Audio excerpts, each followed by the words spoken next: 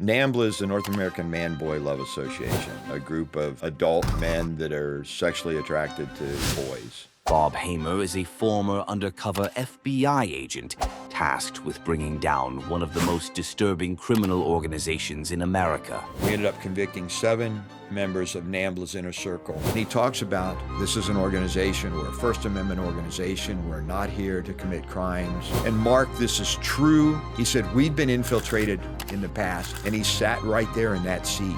And it was the seat I'm sitting in. And it's like, crap. And what is the nature of the meeting? What is the discussion? He said, I just want to play with his chest. And he puts his hands on my shoulder, and he comes down on my chest, and he starts rubbing my chest. Thank God that the FBI's equipment for the camera only lasted an hour and a half. I would have to explain why I've got 4 nipples. You know? Is there any through line or any type of history that they all kind of shared? Not one child that was successfully seduced by a NAMBLA member had a strong father figure in the home. Any politicians or any people in like power That positions? was, you know, and it's interesting you say that.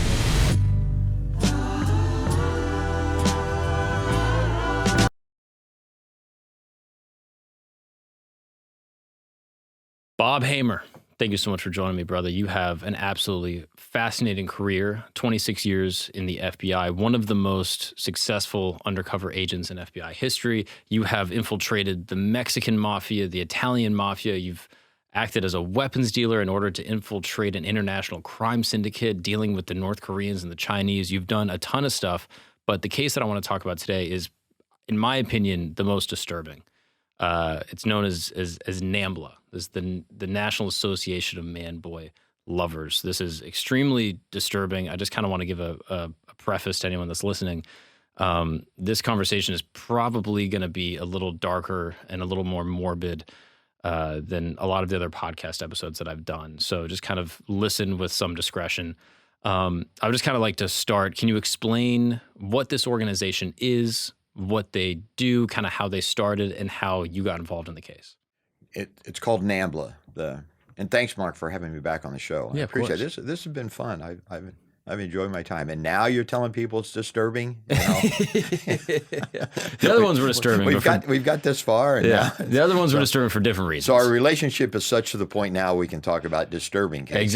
Exactly. Yeah, we flirted enough. Yeah. So NAMBLA is the North American Man-Boy Love Association. It's a group of adult men that are sexually attracted to boys. And it was the most difficult undercover case I did, and I'll get into the details, but it was one. The organization began in the late 70s. There was a sexual revolution going on in America.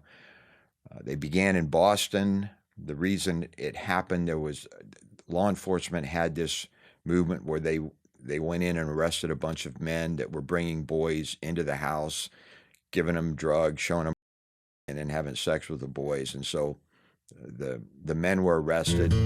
What's up, guys? We're going to take a break really quick because I want to tell you about S'more Camp. Yes, join S'more Camp. What is this? This is the inner sanctum. This is for the diehard camp folk, all right? This is not just for your regular camp listener. If you listen to a couple episodes here and there, I appreciate you, but this is not for you, all right? This is for the diehard campers. Sign up, put your email in, and you're going to be getting weekly updates about what's coming out next on the show, exclusive merch updates that will be coming out very soon. And furthermore, you'll be getting interesting facts and little things that go into the research for this show that didn't make the episode because maybe it was a little too crazy, maybe it was a little too dark.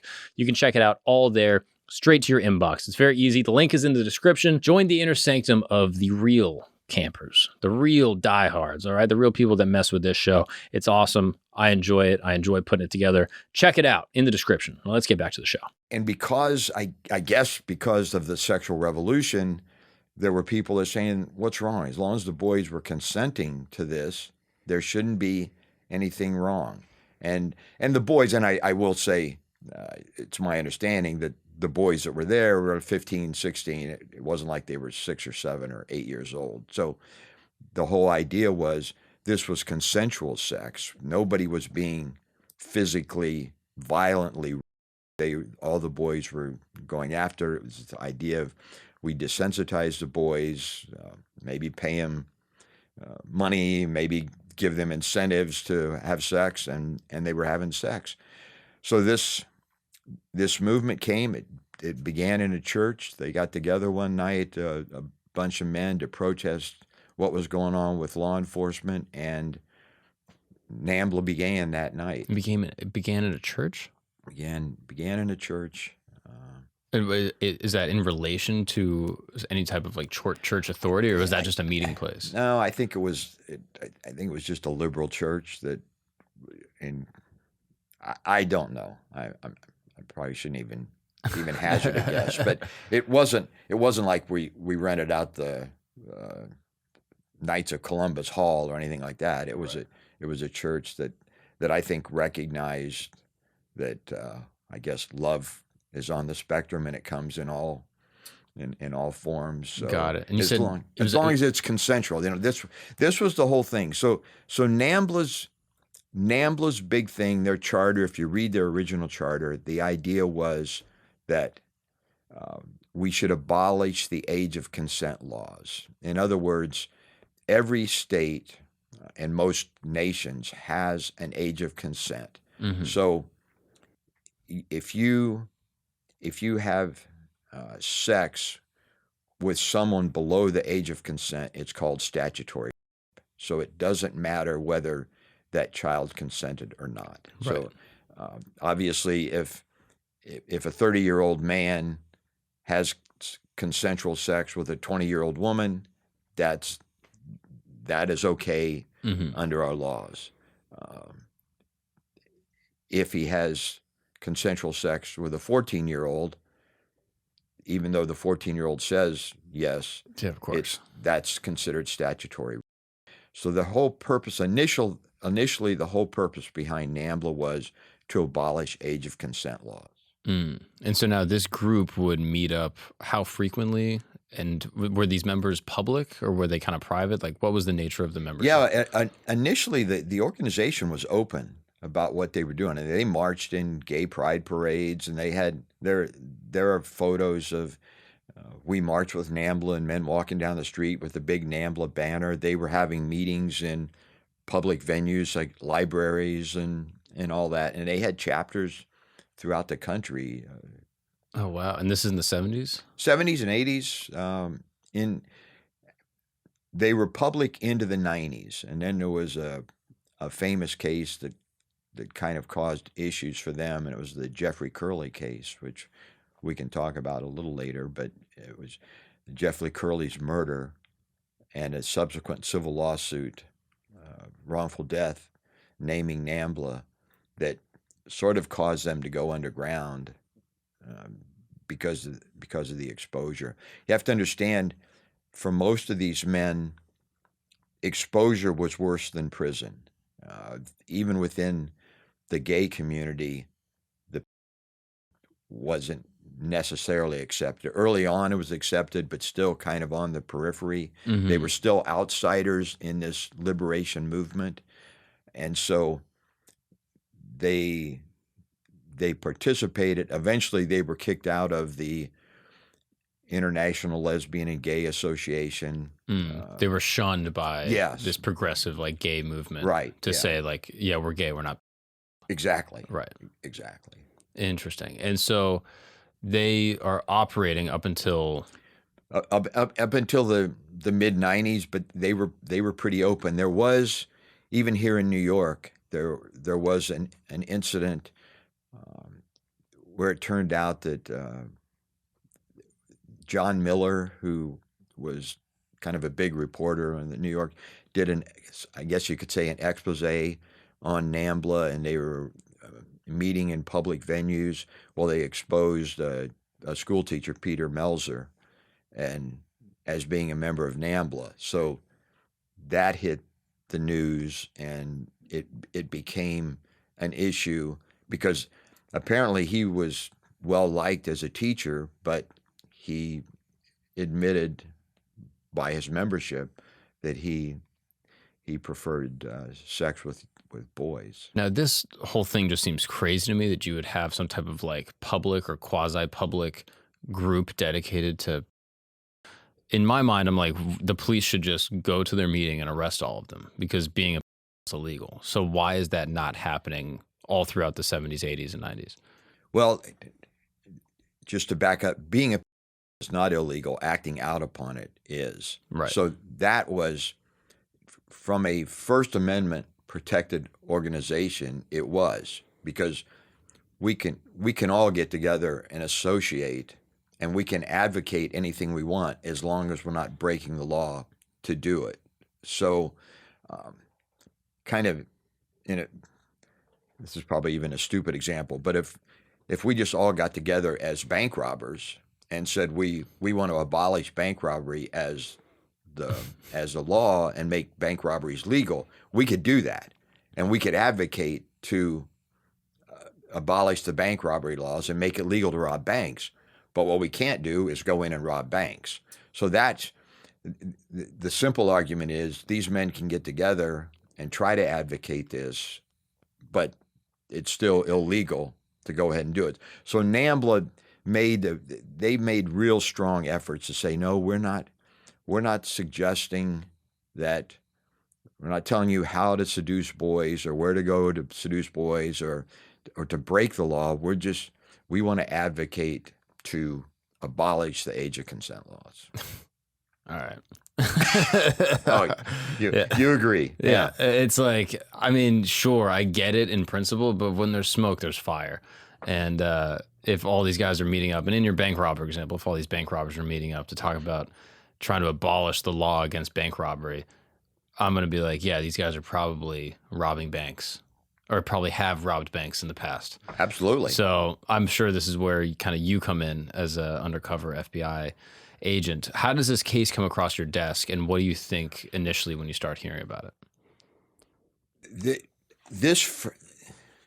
What first happened with the FBI, there was a man that was arrested in Knoxville, Tennessee, for possession of child pornography. So when the FBI went in, they get his computer and they find that he had traveled over to Thailand and had sex with boys in Thailand and had videotapes and photos of him having sex with these boys in Thailand.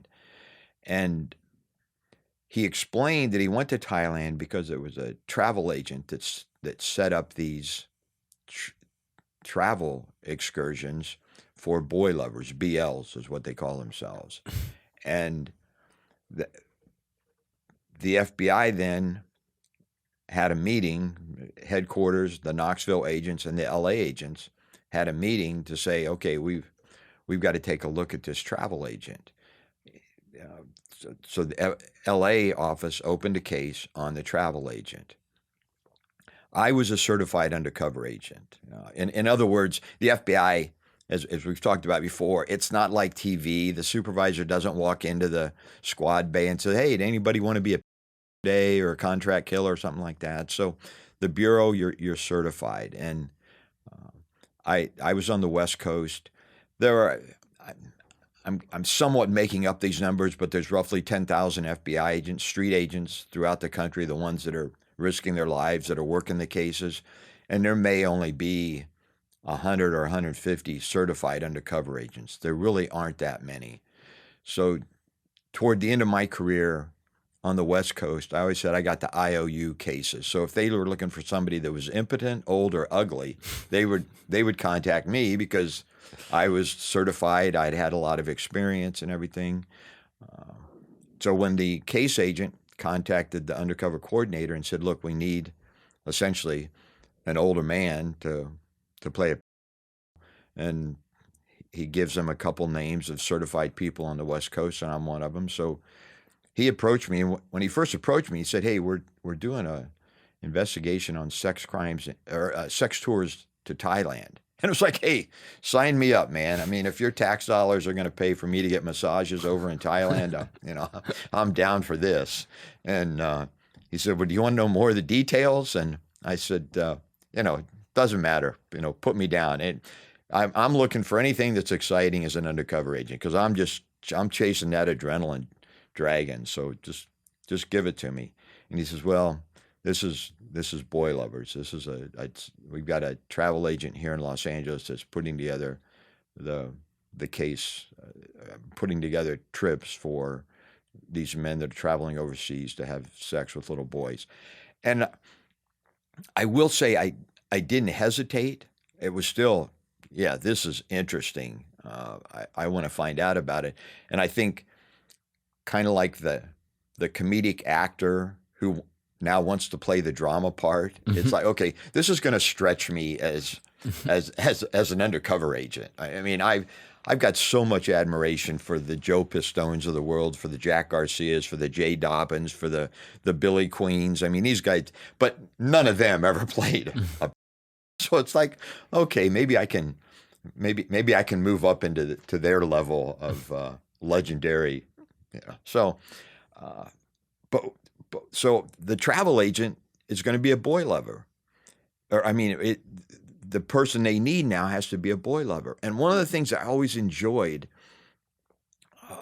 and this probably sounds silly, but even in school, I like doing research papers, and I wanted to be an expert on a topic. I wanted to be smarter than the teacher on a particular topic. As I mentioned in an earlier one, in 7th and 8th grade, I did one on organized crime, and I knew more about organized crime than my teacher did. And so in all of these undercover cases, I had to be smart enough to fool them to think that I was one of them. I didn't have to be an expert, but enough so that eventually I'd have an indictment to shove up their rear end. Right. If you're going to buy drugs from someone, you can't go in there fumbling around about what kind of drugs you needed. If you're going to pretend to be a mafia guy, you got to know mafia stuff. Yeah, yeah. So now, I mean, when I first started working, I spent a lot of time in the library trying to find out about antique art or clocks or whatever it was that I was supposed to be pretending to purchase and all that. So now I'm on the internet trying to find out boy lovers, and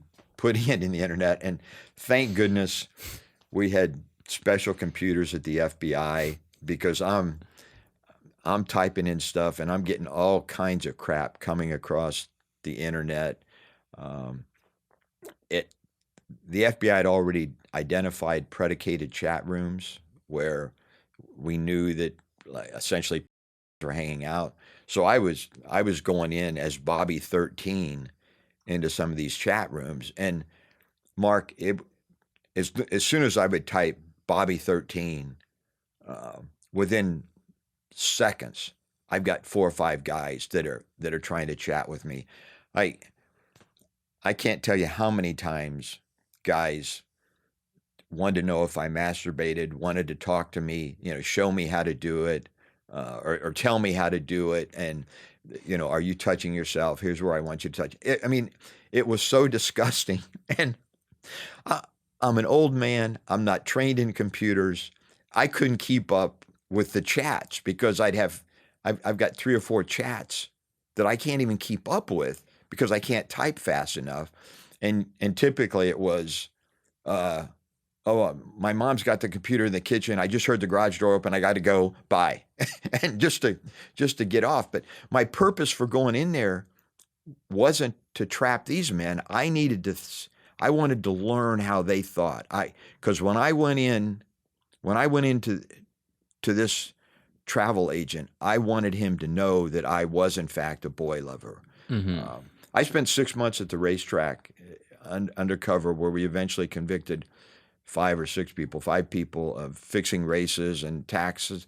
But I had to learn how to gamble. I started that case. I really didn't know the difference between a gelding and a quinella. And by the time we get done with the case, I'd hit the pick 6 twice. I had a triple that paid $3,700 on a $2 bet. You became a gambling addict. I became a handicapper. And it scared my wife more than anything else because she was afraid I was going to become an addicted gambler. So now I want to be able to go in. I want to learn all about the boy lover, the mentality, how they think, how they act, what they said, their language. Were you surprised at how quickly you were able to just lure in a digital predator? Oh, it was scary. Did you have kids by that time? Oh yeah.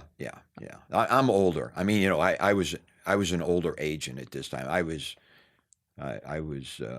early 50s, I guess. Was it surprising to you or disturbing to you as a father to see how accessible children could be and how vulnerable they were? Absolutely, because I didn't grow up in that generation. Right. There weren't computers. Right. And Your awareness was, oh, don't talk to weird guys in vans and, stay away from creeps on the street.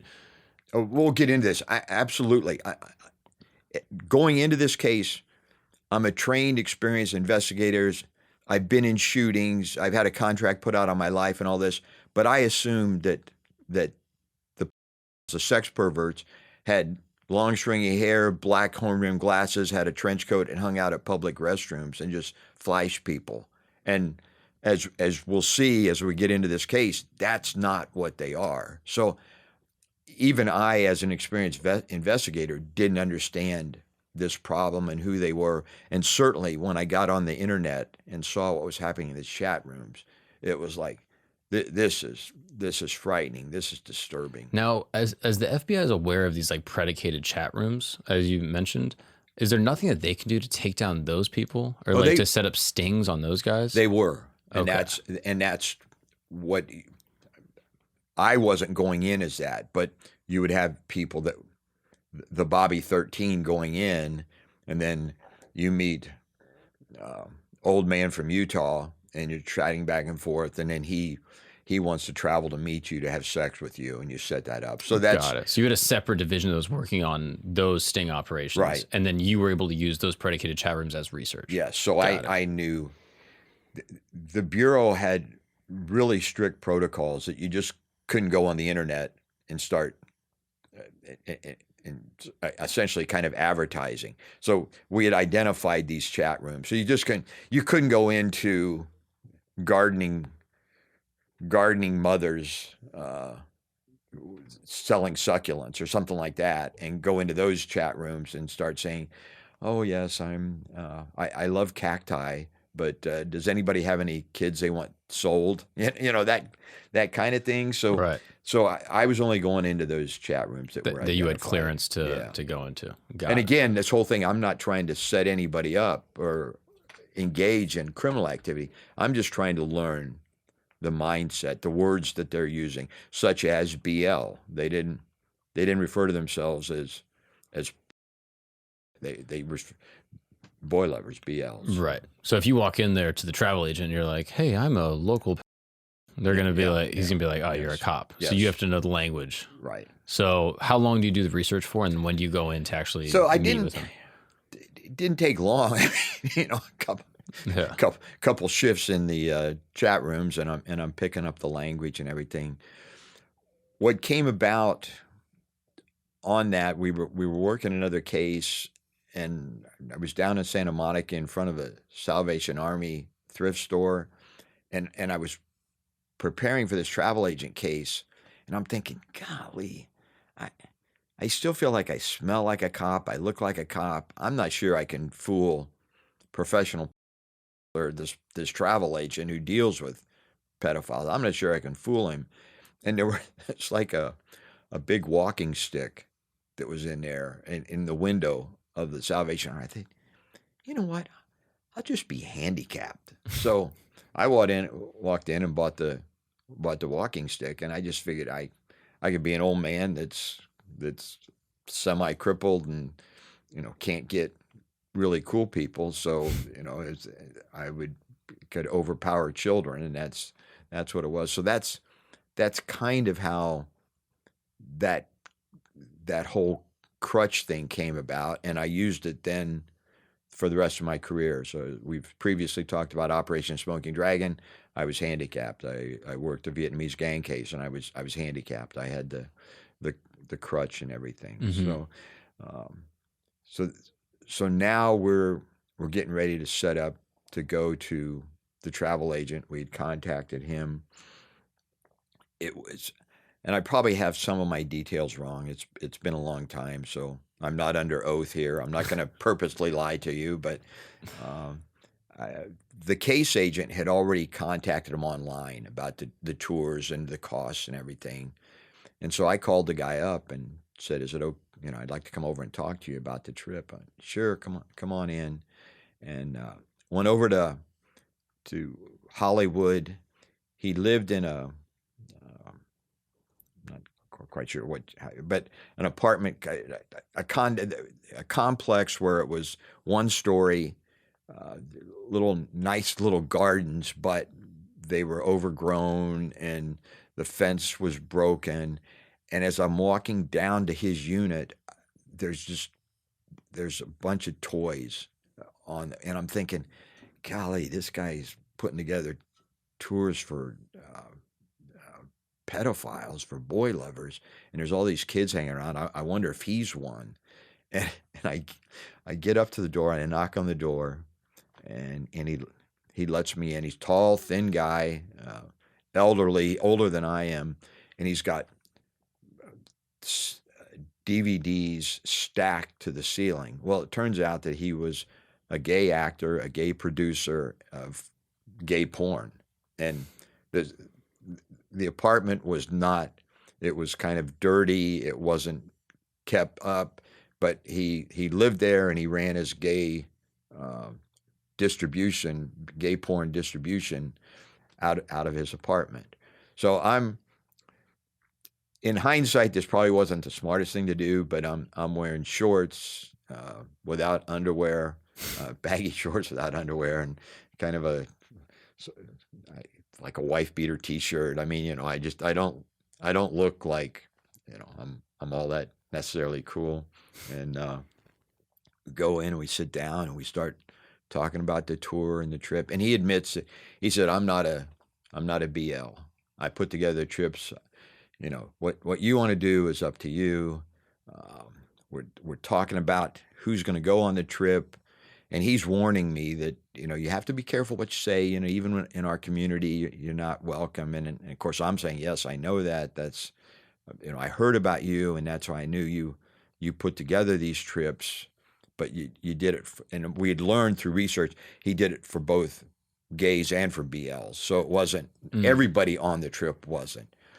And I'm just sitting there, and I said, well, I don't want to do something wrong. I don't want to kind of say the wrong thing to the wrong people. And he said, well, we got 30 people going on this trip. And he pulls the list out, and he said, this guy's a BL, this guy's a BL, this guy screw anything, And so I'm sitting, this is it. And I said, well, I don't understand. How does this work over there? And he said, well, when you go over to Thailand, we'll set you up. There's a guy named Bob that you'll meet over there. You tell him what your desires are, and he will make sure that you get to the right bars, because not every bar is for boy lovers. Some are for gay men, but you have to tell him what your desires are, and then he'll put you in the right spot.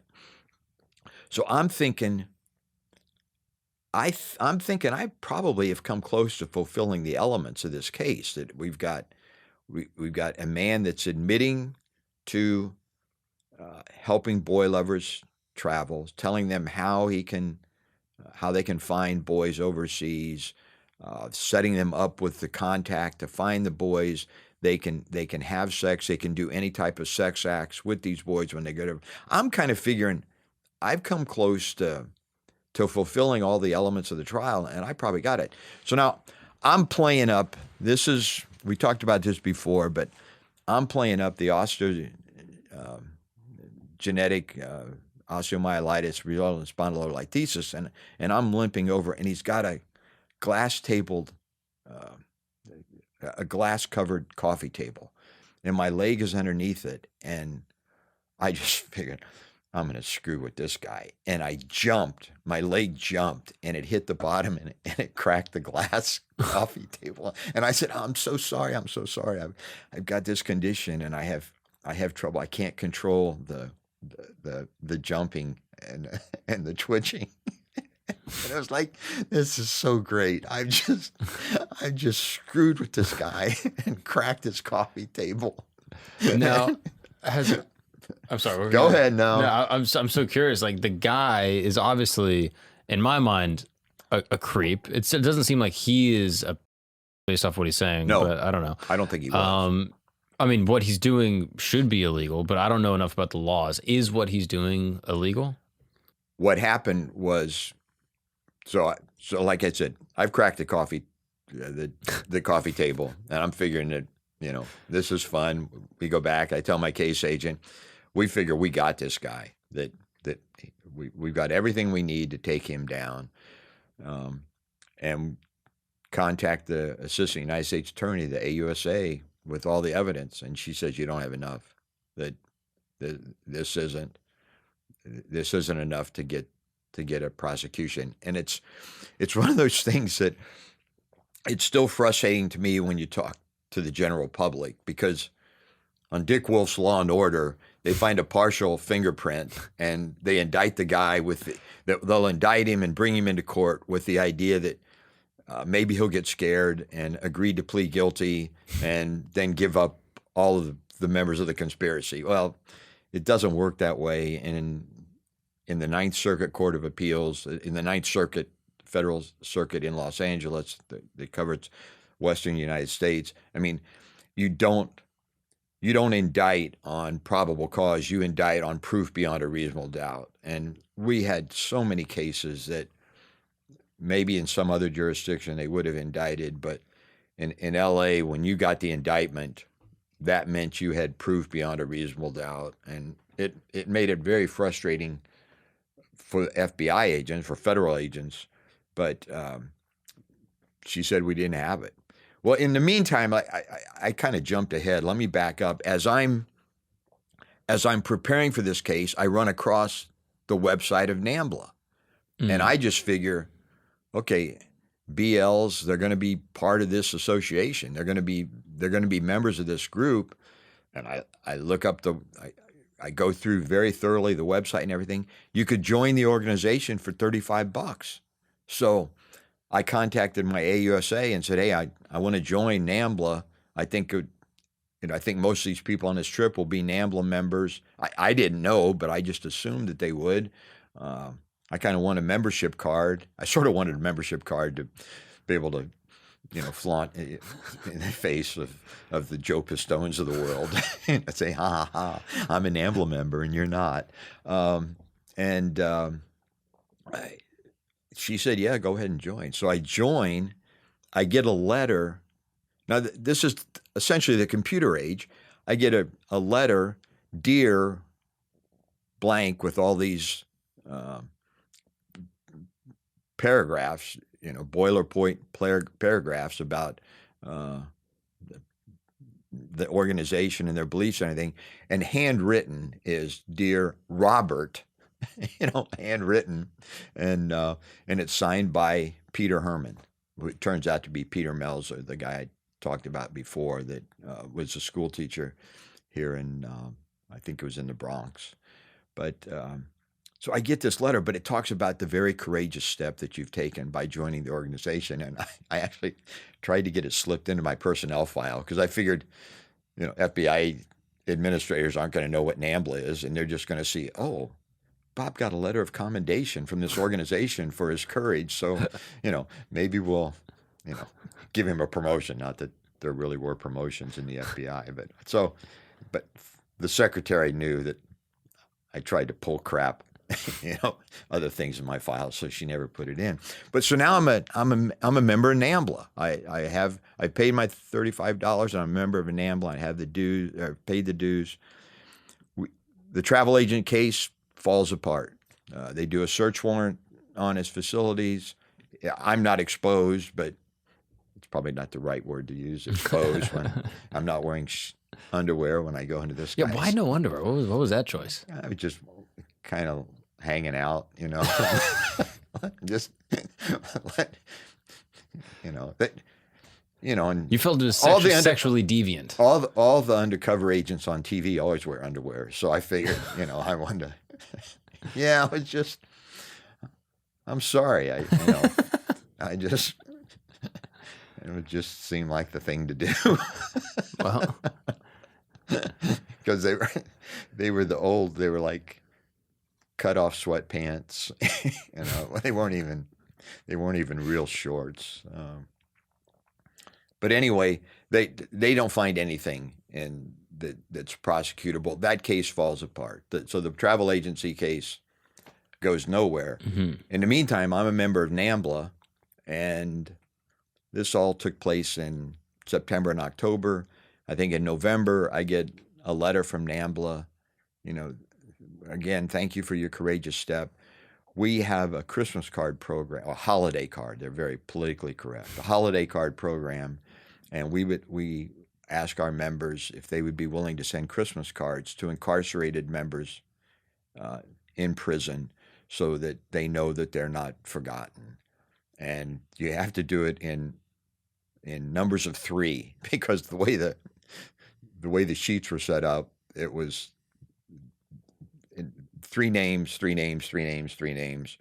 And again, I called the AUSA and just said, hey, can I go ahead and send Christmas cards? And she said, sure. So I ended up getting 15 names and begin and send Christmas cards to these NAMBLA members, and kind of put it out as, can't remember exactly the words that I used, but essentially, I'm sorry that I think our organization. We put out the bulletin, which the NAMBLA bulletin. They have a magazine, and I think you know who we are, and I'm just sorry that you're in there, that you were caught. I'm essentially tired of archaic laws, and be well, or something like that, whatever it was. Well, a couple of these guys started writing back to me, and then besides their Christmas card program, they had a pen pal program. So again, these are stuff that apparently the news media doesn't think we do, but a lot of steps we take, we get permission from the U.S. Attorney's Office. So I contacted the AUSA and the Assistant United States Attorney and said, hey, they got a pen pal program. Can I go ahead and do this? And they said, yeah, with the idea that we were going to contact these guys in prison because we're interested in travel. And do you know of any other travel agents out there? Do you know people that are traveling, where to go? Sort of it was naive when you think about it, with the efforts I was taking, but I was just doing it. I was gonna follow through on all this. Now, keep in mind, I'm working other cases, so in my mind, this was almost like a hobby. I mean, it's like, okay, in between covering leads on another case or something, I'll write a letter to a NAMBLA member. So by the time this case is done, I am corresponding with about 165 NAMBLA members that are in prison, or somewhere around that number. By the time we took down the case, I'd been a member for 3 years. So I had been in NAMBLA for 3 years, not on a daily basis or anything like that. We'll get into a little more details, but so I'm corresponding with these NAMBLA members. At the time, I was actually on the Joint Terrorism Task Force. Hey, what's up, guys? We're going to take a break really quick because I need to tell you about a brand I'm so excited to be working with. You probably see me wearing this sleek little bracelet right here, this very fashionable, cool, trendy little wrist gadget. And I don't wear it just because it looks cool. I wear it because it tells me everything I need to know about my health, specifically how I sleep. This is called a Whoop. You probably heard of it. You've probably seen people wearing it, top performance athletes, professionals, entrepreneurs. Probably seen them rocking this old thing. This is the most advanced health and fitness wearable on the market. This is a product that I actually use all the time. You probably see me on Flagrant. You probably see me on this show rocking this very Whoop I have on my wrist. It's awesome. I connect it to my iPhone on this app right here. This is my actual data.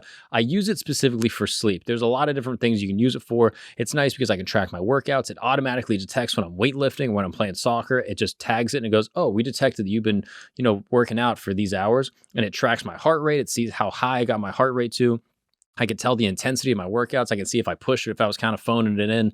And then furthermore, my favorite element is sleep. It tells you exactly how you're sleeping. It shows you your 5 most important metrics: your respiratory rate, resting heart rate, heart rate variability, a bunch of things. And it tells you how you slept, how you recovered, and how you can sleep better. It's absolutely amazing. It can track your sleep throughout the night. It can even tell you how many hours you're sleeping. It's absolutely amazing. I use it all the time. My heart rate variability is a little bit down. So what's interesting with the Whoop, I actually discovered that when I drank caffeine during the day, I was actually sleeping worse if I drank it too late. And furthermore, when I drank alcohol, my recovery was a little bit worse. So I was like, oh, I should be more specific and sporadic when I drink. It made me make more mindful decisions about my health. And it actually made me say, you know what, for October, I'm cutting out alcohol. That's right. I'm doing sober October, and I think I'm doing it with all the boys. That's right. All the flagrant boys, allegedly. If you want to join us in the Sober October Challenge, you can go to joinwhoop.com/camp. That's right. That's joinwhoop, WHOOP.com/camp. And if you join, use the code CAMP, you are going to get a 1-month free trial. It's absolutely amazing. Everything you need to know. Take control of your health today and sleep better and recover faster. Let's get back to the show. So in between covering terrorism leads, writing to incarcerated, getting letters back from them. Some of the letters, it was sad. I mean, some of them were, I'm a born-again Christian. I've learned that this was wrong. Please don't contact me again. And so we didn't. Oh, wow. Some of them, I got on somebody submitted my name to a Christian mailing list. And so I start getting letters to my undercover post office box from this Christian group about sexual addiction and how to help. Others, they were so graphic. It was, this is what I like. This is what I did. In the book, The Last Undercover, I have some of those copies of some of those letters where, I'm 95% boy lover, I'm 5% girl lover, they're disgusting. Yeah. Some of these letters, and they're very graphic in the details about what they've done to kids and what they want to do to kids when they get out. And I've mentioned this before to you, that I always thought of my grandmother being on the jury. So I wanted to be careful of what I even said in the letters. And so it was difficult. Had I been more graphic in my return letters to them, they would have been even more graphic. But it was pretty bad. But what I found, I was dealing with military guys, airline pilots, college professors, illiterates, guys that were millionaires, guys that were on welfare. I mean, it ran the gamut. I couldn't. People have asked me, well, how can we identify one? And, well, there's no checklist. There isn't anything that's going to say this or that. But those letters were frightening to me. But thinking in terms of, oh, thank goodness they're all in prison. They're not out there. They're all in prison. And now all of these men are in prison for their sex crimes. Their sex crimes, yeah. It's not like these were NAMBLA members that were selling weed and got jammed up. Exactly, yeah. It wasn't a NAMBLA bank robber or anything. So when NAMBLA is putting you in touch with people to write to, they know that these people are in prison for their sex crimes. Exactly. Which to me, I don't know, that seems like it goes against their First Amendment right of, we're just a group to talk about abolishing laws. It's like, no, you're also supporting people that are in prison for kids. But it's crazy. But again, there was the right of association. We're encouraging it. We're encouraging you, because you're a NAMBLA member, because you did this, but we're still not saying that, help us do it more. Right. I'm probably not. I guess myself. There's probably attorneys and lawyers that are in the group that are advising on how to speak and what to say in order to evade the law. I think so. And they make it pretty clear. That initial letter I got from them, in their bulletins, their magazines, they do that. So So I'm writing the letters. I don't know why, but one day I just decided that I'm going to write an article for the magazine. I just thought it would be kind of cool to get published, and so I submitted a couple articles. The one was castration, myth or madness, and and I wrote an article about that and submitted it. I wrote another one about statute without limitations because I'm sure most of your subscribers know that for most crimes there's a statute of limitations. If you haven't arrested the bank robber in 5 years, depending on what the state was, you couldn't prosecute him. You can't go back and say, oh well, in 1954 you robbed a bank, now we're going to prosecute you for it. Now the statute of limitations is run. In murder there is no statute of limitations. In treason there is no statute of limitations. Well, there was an effort to expand the statute of limitations for sex crimes so that it's when it's discovered or when it's reported that the statute begins to run. So that's when you were getting they were going after the school teacher or the priest or the minister or the coach for something that happened 10 years earlier. But the victim has just now prosecuted, or it's just now reported. So when he reports it is when the statute runs. Because you might be a child, you get abused, you don't tell anyone for 10 years, you go to therapy in college, and then the therapist is like, you should report this. Then you go to the police and you say, hey, this person abused me when I was a child. And that's when the statute begins. Exactly. That makes sense. So I wrote an article, Statute Without Limitations, criticizing this movement and all that.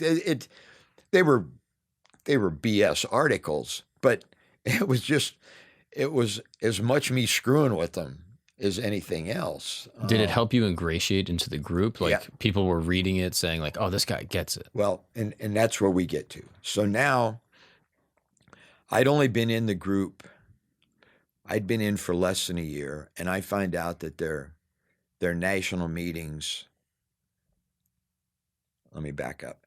So the Jeffrey Curley case has happened. Oh, yeah. Can you explain what the Yeah. Jeffrey Curley case is? Okay. So in the mid 90s, I don't know that I have my years right. I think it was 96 or 97. There was a boy up in the Boston, Massachusetts area, Jeffrey Curley, lost his bicycle. His mother had said, you're not going to get a new bike until Christmas. There were two men that lived in the neighborhood, Salvador Sakari and Charles Janes, and they lived in the neighborhood. Charles Janes was a NAMBLA member, and he found out that Jeffrey Curley had lost his bicycle. So he decided that he was going to promise Jeffrey Curley a new bike, and this would be sort of his entree into having sex with Jeffrey Curley. So they lure Jeffrey Curley into the car. Sakari is the driver of the car. Charles Janes is in the back seat. He ends up, Jeffrey Curley, suffocating him, killing him. They take the body, put it into a trash container, put lime in the trash, decompose it, and then throw it off a bridge. So it went from Massachusetts to, I think, New Hampshire to Maine. I mean, it covered like 3 states where they finally disposed of the body. When they eventually catch Janes and Sakari, Janes is a NAMBLA member. When they search his house, they find the NAMBLA bulletins, their magazine. They find out that the day that he had actually seduced Jeffrey Curley, he had been in a public library on the NAMBLA website where there were articles in the bulletin about not how necessarily to seduce boys, but that there's nothing wrong with your attraction to boys, and kind of a fun thing to do is share pornography with them and shower with them and do these type of things. So Curley and Sakari are both convicted. There was no death penalty at that time in Massachusetts. There was an effort to bring the death penalty back because these two guys did this and got away with it, and they're not going to be executed. But they both got life, and I'm sure it was life without parole as I recall. And as we know, life in prison is not a good time. Exactly. Yeah. So now, in the meantime, the parents of Jeffrey Curley, they file a civil wrongful death lawsuit and name NAMBLA in this civil lawsuit, because essentially they're saying NAMBLA encouraged, it promoted, it gave him the confidence. Yeah, exactly. Thank you. To go ahead and do this and attack. I mean, So they went after NAMBLA during all the discovery. Discovery is a legal term when you want to go after the members. They're trying to get the membership lists of NAMBLA so they can find out who is part of all this. So they take a deep hit. I mean, they're digging, they're going after the NAMBLA, the organization, who the members are, and all of this. And that freaked out NAMBLA more than anything. As I subsequently learned, at one point NAMBLA had about 1,200 members. They had about 6,000 people on their mailing list, but they had 12,000 that were members. Well, people are dropping like flies. They're getting off the membership list. When I went to my first NAMBLA conference, I was told there were, I think, 350 members on the membership list, because people just dropped off because of the Jeffrey Curley lawsuit. Interestingly enough, kind of getting back to our First Amendment argument, the ACLU defended NAMBLA in that civil lawsuit, because again, they're arguing that NAMBLA is a First Amendment protected organization, and they had nothing to do with the death of this child. It was, if you want to sue somebody, sue Charles Janes and Salvatore Sicari. The case gets dismissed, so they never do go after NAMBLA, but because NAMBLA had taken this hit, the membership has fallen off. So now I'm in NAMBLA. I find out that their national meetings now, they're not meeting in libraries, they're not meeting in public venues, they are having secret meetings, and they're only having secret meetings once a year. And I find out that they're having a meeting in San Francisco for their annual secret meeting, and I contact NAMBLA in New York and just say, hey, I live on the West Coast. I'd really like to go to the NAMBLA meeting in San Francisco. And essentially I get back, you have to be a member for 3 years and have to be sponsored by another member before we'll allow you to come to our meetings. So I was like, okay, I'll just go on and work my Joint Terrorism Task Force leads and work those cases, and in between doing a couple other undercover cases when something came up. So I'm writing for the magazine. I'm participating in the pen pal program. I've got guys that are in prison that are thanking NAMBLA in New York that, Robert is really a good guy because he's participating, and we appreciate the encouragement and the support that he's giving us. So now the next year the meeting is here in New York. Now, did any of the guys defend the Curley case? Like, did any of the prisoners, or was there ever any discussion about it? Did NAMBLA ever denounce it, to your knowledge? I would say I don't think NAMBLA came out with a press release, but I know in my discussions with Peter Herman, he said, look, we can't control all of our members. This guy Charles Janes is not representative of our group. We didn't really do anything wrong. It was essentially a bad apple in the organization. Yeah, that's pretty gross. So now they have a meeting happening in New York City. You've been a member for 3 years. I've been a member. No, I haven't. I've only been a member for a year and a half. And I've written for the magazine. I've been in the pen pal program. I've done the Christmas cards. That next Christmas, then I asked for a lot more members, and I'm getting more members. So I get invited to the NAMBLA meeting here in New York, and it's their 25th anniversary. So I've kind of pierced the veil. I'm the corporate veil. I'm now considered that I'm worthy of being invited, even though I haven't been in for 3 years. But they view me as a true believer because I've been participating. Mm-hmm. So I get invited to the New York meeting, and that is an experience in and of itself. And this is the first time you've ever actually met NAMBLA members in person. Yes, this is going to be my first time. Okay. And initially, as an undercover agent, you just don't pick up and go travel. You got to get permission to do all this stuff. If for no other reason, you want to make sure you get reimbursed. You don't want to get stuck with the bill if they decide to say, "Oh no, we're not going to authorize this." So, my case agent puts in a request to go to the meeting. The bureau says, "No, you can't do it. NAMBLA is a First Amendment protected organization. We're not here to judge morality. They have a right to associate. They have a right to advocate whatever they want." So I'll be frank. We knew one of the board members, one of the members of the steering committee. The steering committee is their governing body. So one of their steering committee lived in California. We knew his name, and he wasn't registered.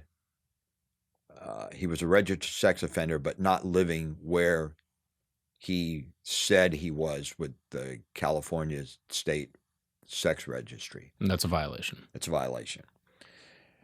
So we reworked the proposal to headquarters.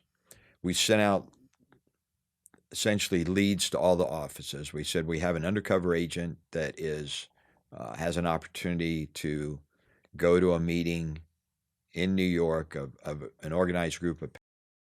Is anyone looking for any fugitive boy lovers? And if so, let LA know and provide details and all this. Now, I've got to kind of wipe the smile off my face. We assumed nobody was going to send us any leads. Nobody sent us any leads. But in terms of our proposal now to headquarters, we have an undercover agent that has infiltrated this organization. We know that one of the members of the steering committee is not living where he said he's living. Our plan is to try to determine where this registered sex offender is living. And we have reached out to every other division in the FBI with the hopes that if he can discover fugitives that they are seeking that would be a member of this organization. So now the Bureau comes back and says, "Okay, you can go. That's fine. But you're not to disrupt the organization. That's not what you're doing." I think one of the prosecutors that we dealt with as the case goes on, he said it probably very clearly that NAMBLA is a pile of shit. We're not going after the pile. We're going after the flies that are hovering over the. So, no, you're not targeting NAMBLA. You're targeting the flies. So, why? Why not just I don't. Because again, it comes down to the First Amendment. So, are they afraid of getting countersued?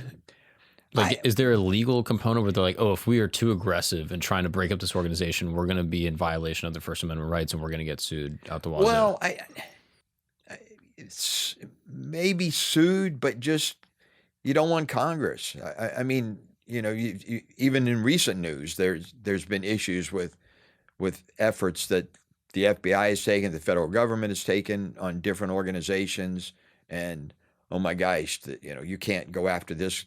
You can't say this because the organization is allowed to exist. So you can't do this. Mm-hmm.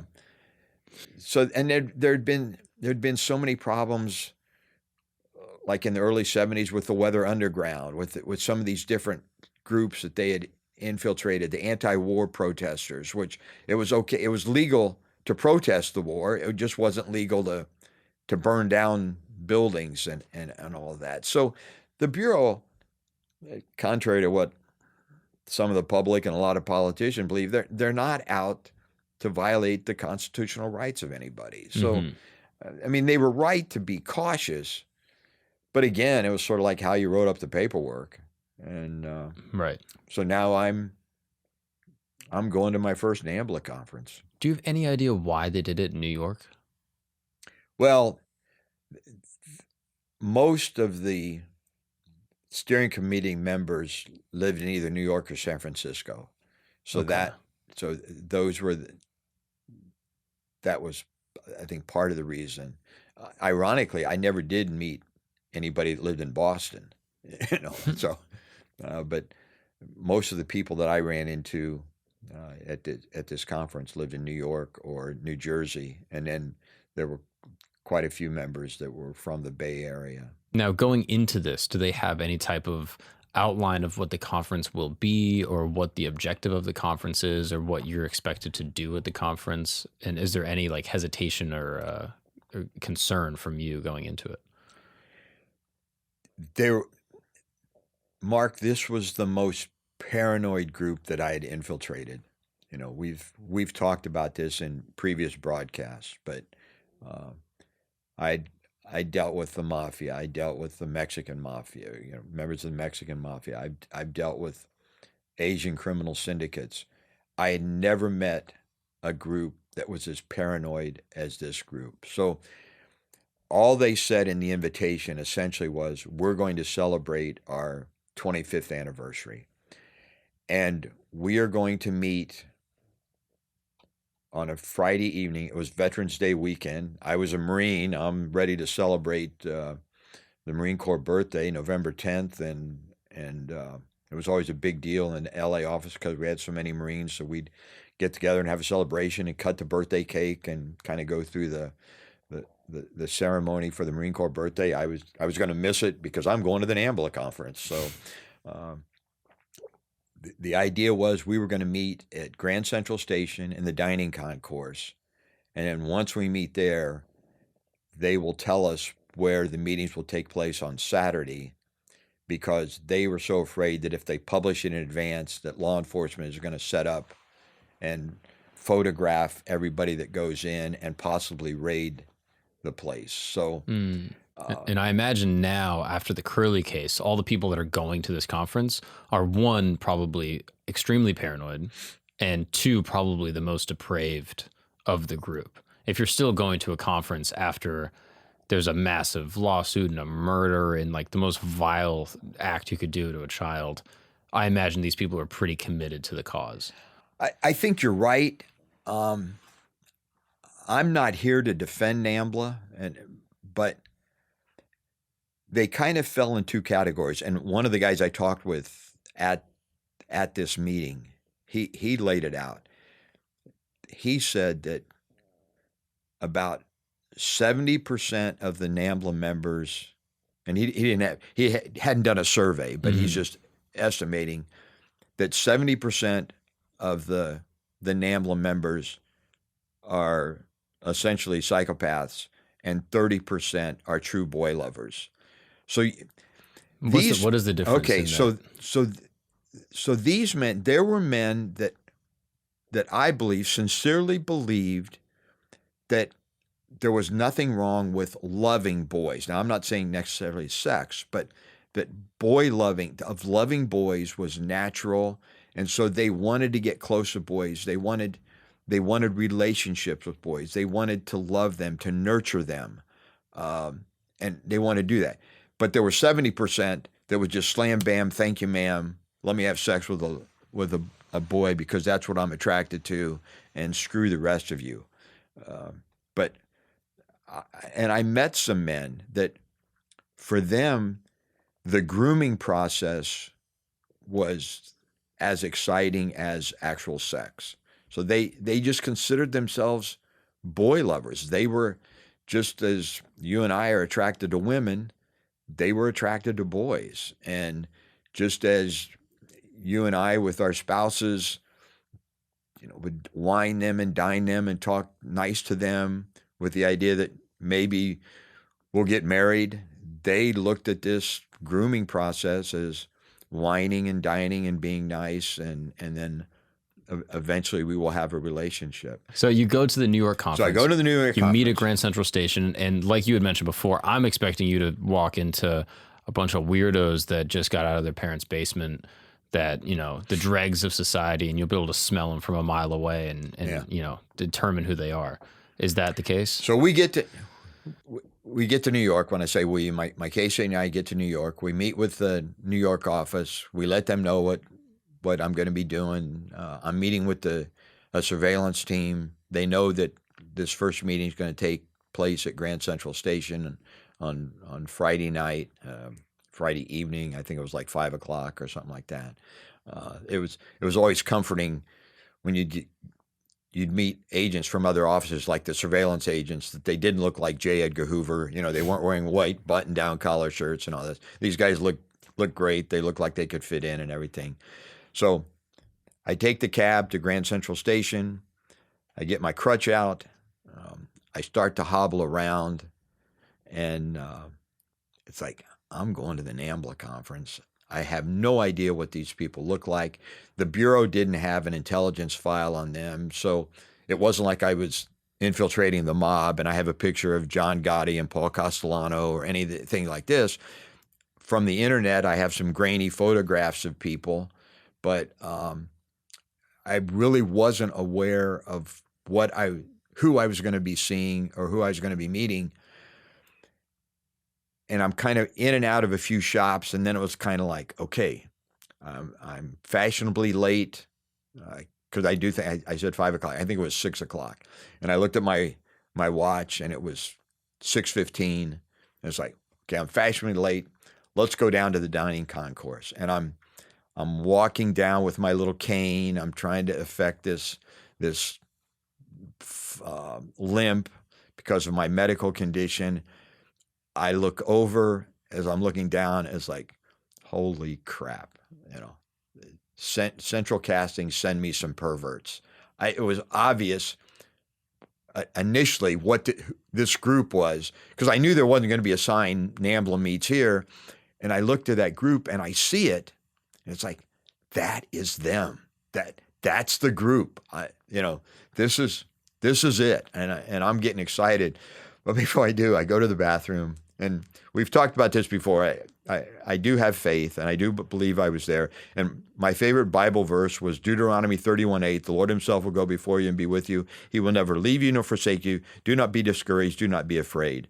And I'm standing at the urinal, and I'm quoting this Bible verse in my head. And I'm going, God, we're going to the NAMBLA conference. And so as I'm walking out of the bathroom, one of the surveillance agents walks by, and he whispers to me. He said, they're in the middle, because he thought I didn't see him. I said, gee, I got it. And so I go in, and I hobble up, and I start introduce myself. Hi, I'm Robert from California. And some welcomed me, some were kind of cautious, but we were just all kind of talking, and I'm listening to them talk about, oh, it's so great to see you. I haven't seen you in a year, and this is going to be so great to talk about our history and share all this. And so I just began talking to him, not openly. I had been warned by a previous NAMBLA member that I had talked to who had dropped out of the organization that if you go to that first conference, don't say too much. They just listen, just be cautious. And I was anyway, because I was never sure that I was going to say the wrong thing. You have to understand, if I'm being hired to kill somebody, they don't really care whether I like football or soccer. They don't care whether I'm a Republican or Democrat, whether I like the ballet or Broadway. Right. They just want to know, Do I have the street creds? Can I pull the trigger? You're moving drugs. You're Yeah. shipping fake Yeah. cigarettes. Nobody cares counterfeit what money. your It's just nobody business. cares what your background is, as long as they think you can do the deal. Now I'm in this group. As an example, one of the guys we eventually convicted had videotaped a Sylvan Learning commercial because he was in love with the little boy on the commercial and just kept watching it over and over again. One of their favorite movies was Lord of the Flies because it was a bunch of boys running around in their underwear. I mean, now I've got to think like them, and I'm not sure I can. I'm not sure I'm going to say the wrong thing that does. At one point in one of our casual conversations, it came up, who's your favorite boy actor? And it's like, I couldn't even think of anybody, but someone early on had said Ricky Schroeder in Silver Spoons. So when it came around to me, I just said, Ricky Schroeder, Silver Spoons. Oh yeah, he's cute, and all that. So I'm not even thinking like this. And, but my mind had to be that way, which in many respects made this a more difficult case, just to try to constantly be thinking like they're thinking, and being afraid. There, in one of the meetings we had, it was right after the election, and one of the members had mentioned that he voted for George Bush because George Bush was going to reform the medical malpractice laws, and this guy was a dentist, and he said, it's eating into my profession, and they just jumped on him. Oh, I can't believe you vote Republican, and all that. So again, I've got to be careful what I say, because even the slightest, I don't know what, the wrong word at the wrong time may reveal that I'm not really a true boy lover. And it's hard to know what things they associate with. Like, I wouldn't necessarily associate like a political affiliation. Like, I wouldn't associate like, voting for this president or this candidate or this candidate would be more boy lover than the other. Or like, I'm a subscriber to this religion, or I'm from this state, so therefore things are like this. It's hard to know what they would catch on to. So it makes sense that not talking that much would actually be beneficial. Now, are you wearing a wire during this whole meeting? The very first meeting I didn't, because I wasn't sure if they were going to pat us down, if they were going to make us strip, because I knew how paranoid they were. So that first meeting, I wasn't wearing a wire. So we're now at Grand Central Station. Eventually, I said to somebody, hey, is Peter here? And so they point to Peter Melzer. And in my mind, I'm thinking, okay, this may not be the Babe Ruth of NAMBLA, but this guy is in the NAMBLA Hall of Fame. So I walk up and introduce myself and say, I'm Robert from California. And he goes, oh, Robert, we're so glad to have you here. Thank you for your participation. For submitting articles for the bulletin, and we've heard good things about you with the Pen Pal program. Glad to have you here. So now he kind of takes control of the group and says, here's what we're going to do. Some of you are from the local area, and you probably don't want to do this, but others of you, we're going to take a tour of Times Square. So we're just going to take a little walking tour of Times Square. And Peter actually asked me, he said, Are you okay? Can you do it because of my handicap? And I said, oh yeah, I'm looking forward to this. So we're starting to walk, and I've met a couple other guys, and I end up meeting a guy named Jeff DeVore, who is out of California. It turns out that he's an ordained minister / chiropractor / instructor at a chiropractic school in Los Angeles. So now at least I made that connection, and this is his first NAMBLA conference. So, and of course, this is my first NAMBLA conference. So we've made that connection. We're taking the walk. We're getting there, and Mark, as we get a little bit closer, something's going on. You can sense the excitement. I mean, it's like I could sense it. What's going on here? And I guess it's kind of like when you go to the big game and you're starting to walk up to give your ticket to seat, and you can hear the crowds roaring and all this. We're going into Toys R Us in Times Square, and there's a 60-foot indoor Ferris wheel, and these men, you're taking this whole group of into the Toys R Us, where parents have brought their kids for Friday night entertainment, and the kids are lined up to go on the Ferris wheel. So some of these men literally ran to the railing, and they're standing at the railing watching these kids. And I hobble over, and I'm listening to them talk, and it's almost as if they're playing the dating game. So it's like, oh, look at that kid I want the kid in the number 32 jersey. Oh, I want the red stripes. I'm going to do this to them. I'm going to do that to them. And there were two things. One, had I not been undercover, I think I would have thrown him over the railing.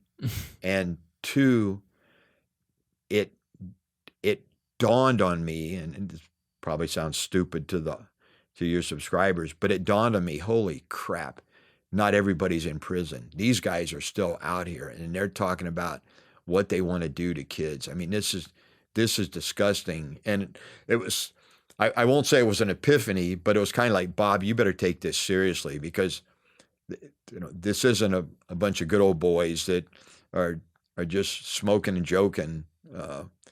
They want to have sex with little boys. So we leave the Toys R Us.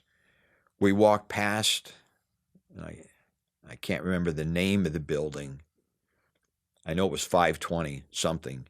And Peter says, okay, everybody, this is where we're meeting tomorrow. This is where our meeting will be. We will, if anybody asks, it's the Wallace Hamilton Publishing. It's a seminar it's a publishing seminar. So if anyone asks, that's where that's what you say, you're attending the publishing seminar. Now we go to another place for dinner. I'm seating with, I sit with Jeff and another guy that was from Michigan.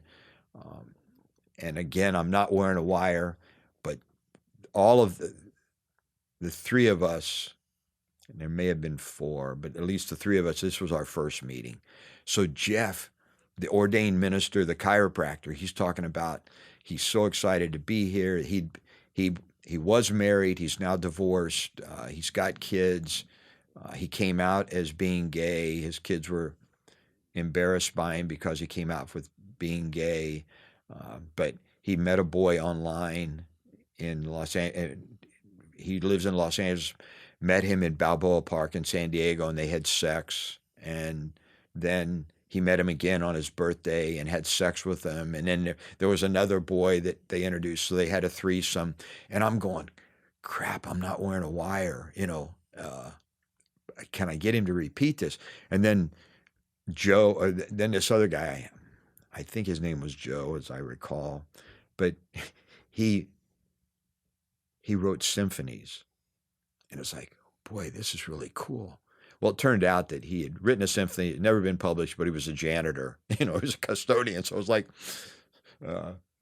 symphony writer / custodian or something. Or he was a building guard or something, but whatever it was. But he was playing up his occupation. Yeah. And just for clarification, how many people were in the overall group? Okay, so there were only 35 people. You say only. I mean, that's a sizable chunk of people to be walking around Toys R Us. Yeah. No. And then it was just the 3 or 4 of you that went to dinner. Well, at this table. We all went to this restaurant, but only 3 or 4. And I noticed that all the kind of the established members sat at another table. And then the new guys sit at a separate table. And they're kind of looking at us, and in my mind, I'm thinking, okay, can they hear Jeff talking openly about the sex? Are they thinking this is too dangerous, or are they just checking us out, or have they suspected that I'm really an FBI agent? my conspiratorial mind is Mhm. is moving and everything. So we get done with dinner, and now we kind of gather in a group to get ready to go to our separate ways, to come back tomorrow morning to begin the conference. And again, it was one of these, well, where are you staying? Well, some were staying at the YMCA. Some were staying at the youth hostel. And it was like, At the youth hostel? yeah, holy crap. I'm thinking, and I don't even know what a youth hostel is or where it is, but that's where they were staying. And I'm thinking, this is where kids are hanging out. I mean, Willie Sutton, when they asked Willie Sutton, why do you rob banks? And he said, that's where the money is. So it made sense that, I guess, that this is where these guys are trying. I was staying at a nicer hotel. I figured your tax dollars were paying for this, and I'm not hanging out at some place. So I'm walking back. Once I know I've kind of left the group, I'm walking a little faster with my cane. But again, as I mentioned before, I didn't talk to too many agents about what I was going through. But my son,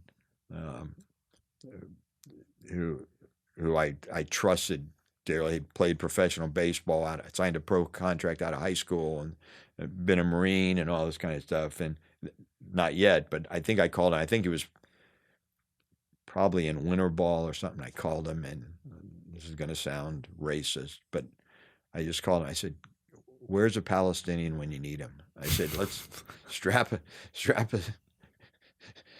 give me a suicide vest. I'll walk in there tomorrow and I'll just pull the pin. I'll blow us all up. I'll do more for society if I kill all of us than let these guys walk out of the room. So I actually surprisingly got a pretty good night's sleep. And the next morning we begin the NAMBLA conference. Did you talk to the case agent or surveillance after that first day? Not the surveillance. My case agent was staying at the hotel, and so it was a female, and I just explained to her. I said, "Well, here's what happened the first night, and we're ready to rock and roll and go to the first day of the conference." And you're taking the wire with you into the this time. Now I'm wearing a wire. I figured I got through the first meeting and nothing happened. They weren't doing metal detectors or anything like that. Mm-hmm. So. And what are you looking to get from them in this meeting in order to get a prosecution? At that point, I wouldn't say it was a fishing expedition, but it was just, we're going in here, I guess to come back to the AUSA's comments, I'm going to see what the flies are doing and what we can do. What can I get on tape? What can I see them talking about? What's actually going to happen in the meetings? And interestingly enough, as I'm walking in, one of the members is parked at the curb and they're bringing food in, boxes of food. We take the elevator to the 15th floor, and then we walk up the stairs to the 16th floor. Those were our instructions.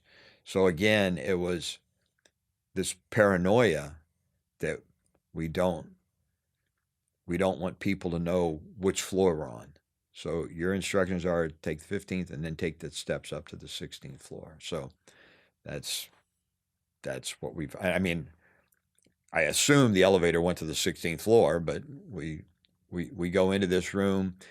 It's not a big room. It certainly isn't worthy of an organization celebrating its 25th year. We had no banners up. We had no frills. It was just a meeting hall where we were meeting. Somewhat ironically, on the same floor, a group of boys that were practicing, or it was preparing for a play or a musical or something. And on the floor, there was only a one-hole toilet. I mean, there's just a one-holer. There wasn't for this entire floor. So I'm in the meeting with the 35 NAMBLA members, and we begin the meeting. And what is the nature of the meeting? What is the discussion? It was interesting. Peter organized he was kind of in charge of the first meeting, and he goes, what we'd like to do now is start with a safety lecture. And I'm thinking, wear a condom? I mean, what safety lecture? What are you talking about?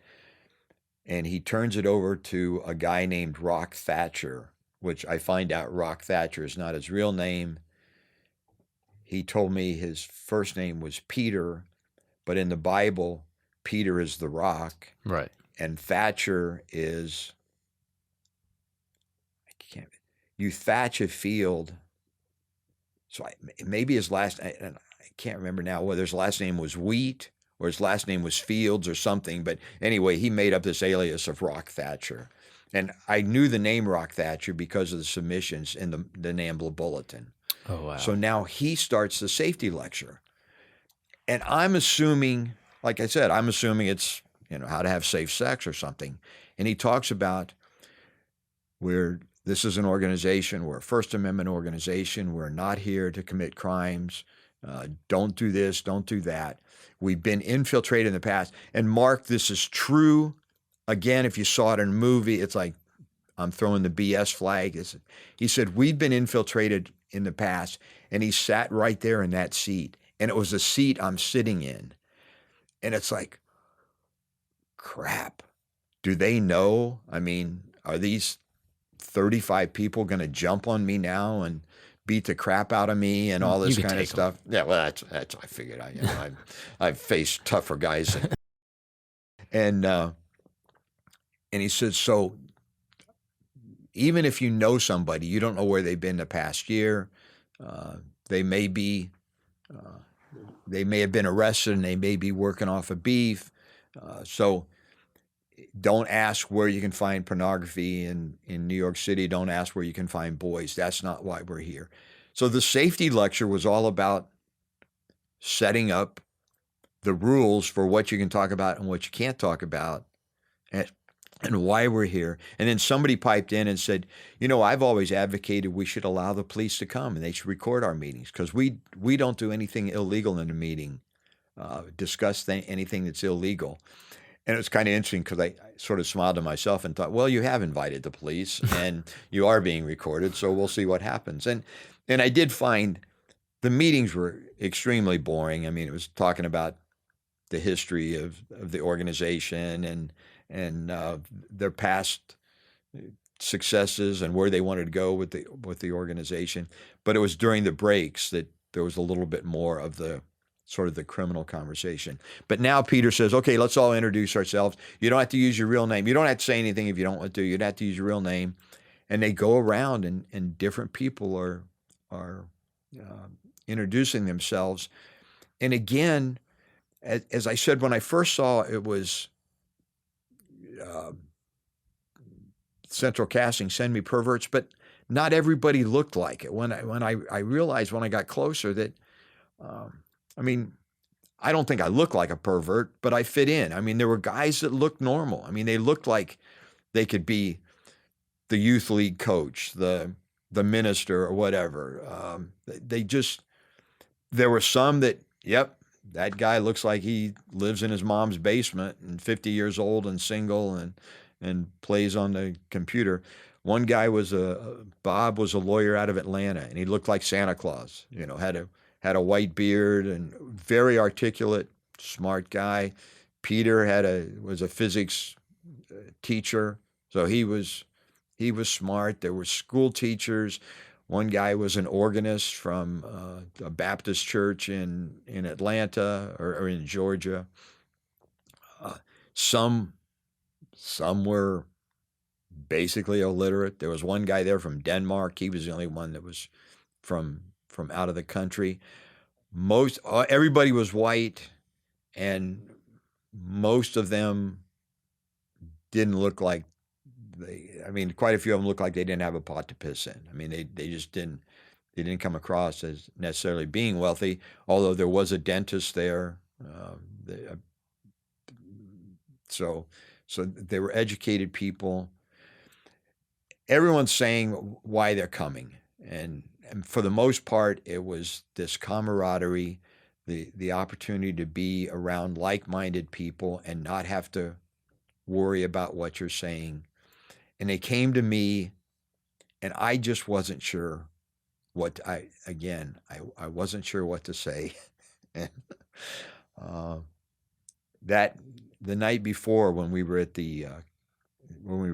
standing there in the dining concourse, there were 4 cops that were probably within 25 feet of us that were standing there, and I'm kind of looking over at the cops, and I'm thinking, okay, they're getting ready to bust us all up and arrest everybody, and because they're kind of over. It wasn't criminal conversation, but there was conversation, and you see a young boy that's running by either with his parents or running to get to the train, and all the heads would turn, because this little boy, they were attracting a little boy, and so they get to me.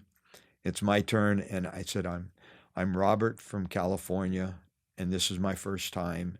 And even last night, I was so worried with those police, and I start crying. And I'm just glad to be here. And I start crying, and the guy next to me puts his hand on my knee and pats my knee, and he says, "It's okay. It was tough for me my first time too." And so they passed, and I mean, they believed the tears.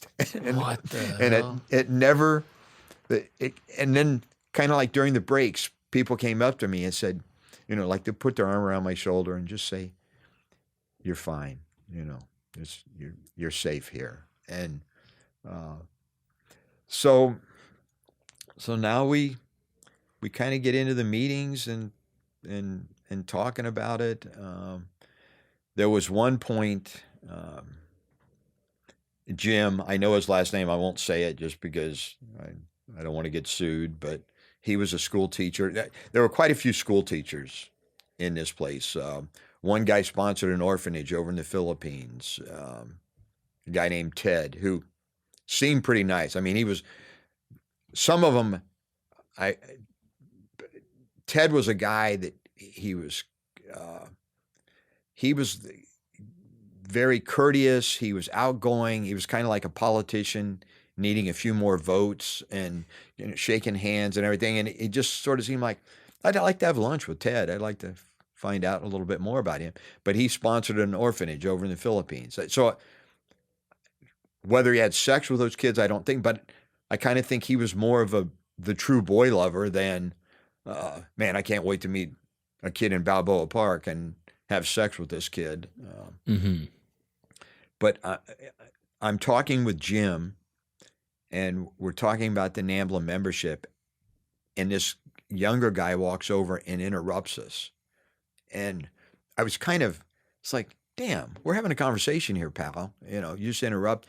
And this guy says, "Oh, Jim, I understand you're from New Jersey. I'm from New Jersey." And we know. So they start talking, and that's when the conversation came up.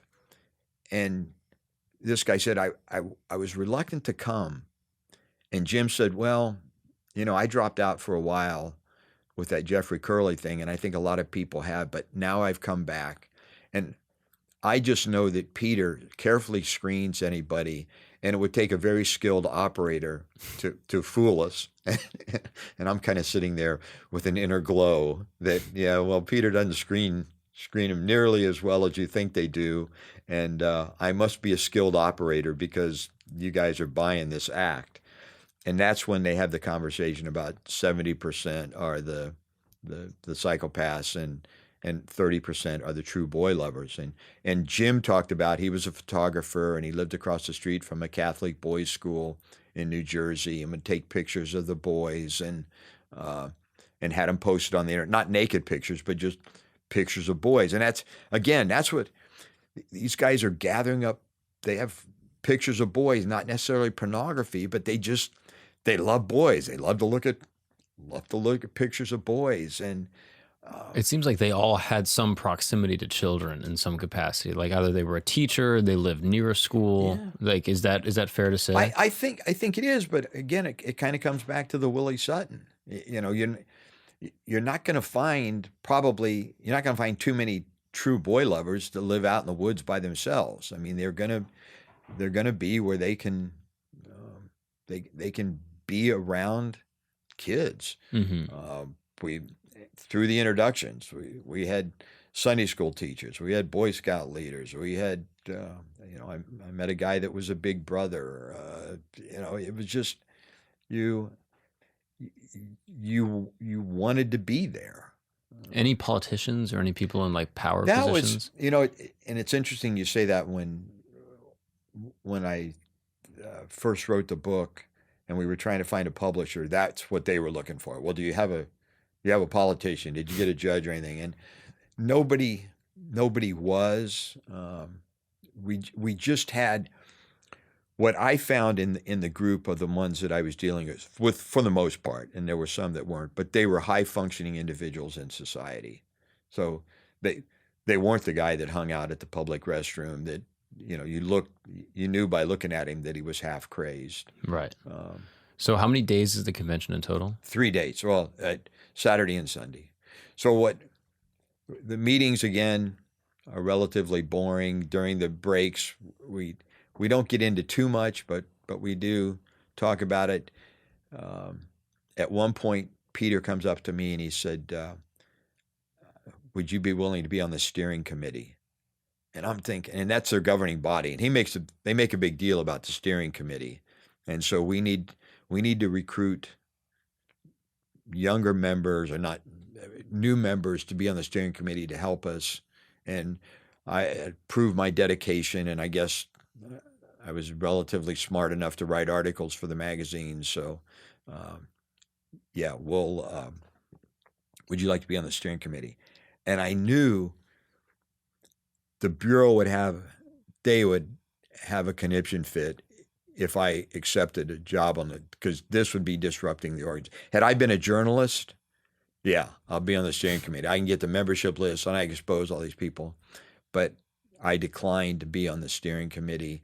I actually left early Sunday morning before they voted on the new steering committee members, before they voted on some policy changes and all that, because I didn't want it to come up. I wasn't sure where the case was going, but I didn't want the First Amendment argument that we had attempted to disrupt the organization. Because then the case would get thrown out and none of these people could get prosecuted. Yeah, I'm going after the flies, not the pile of manure.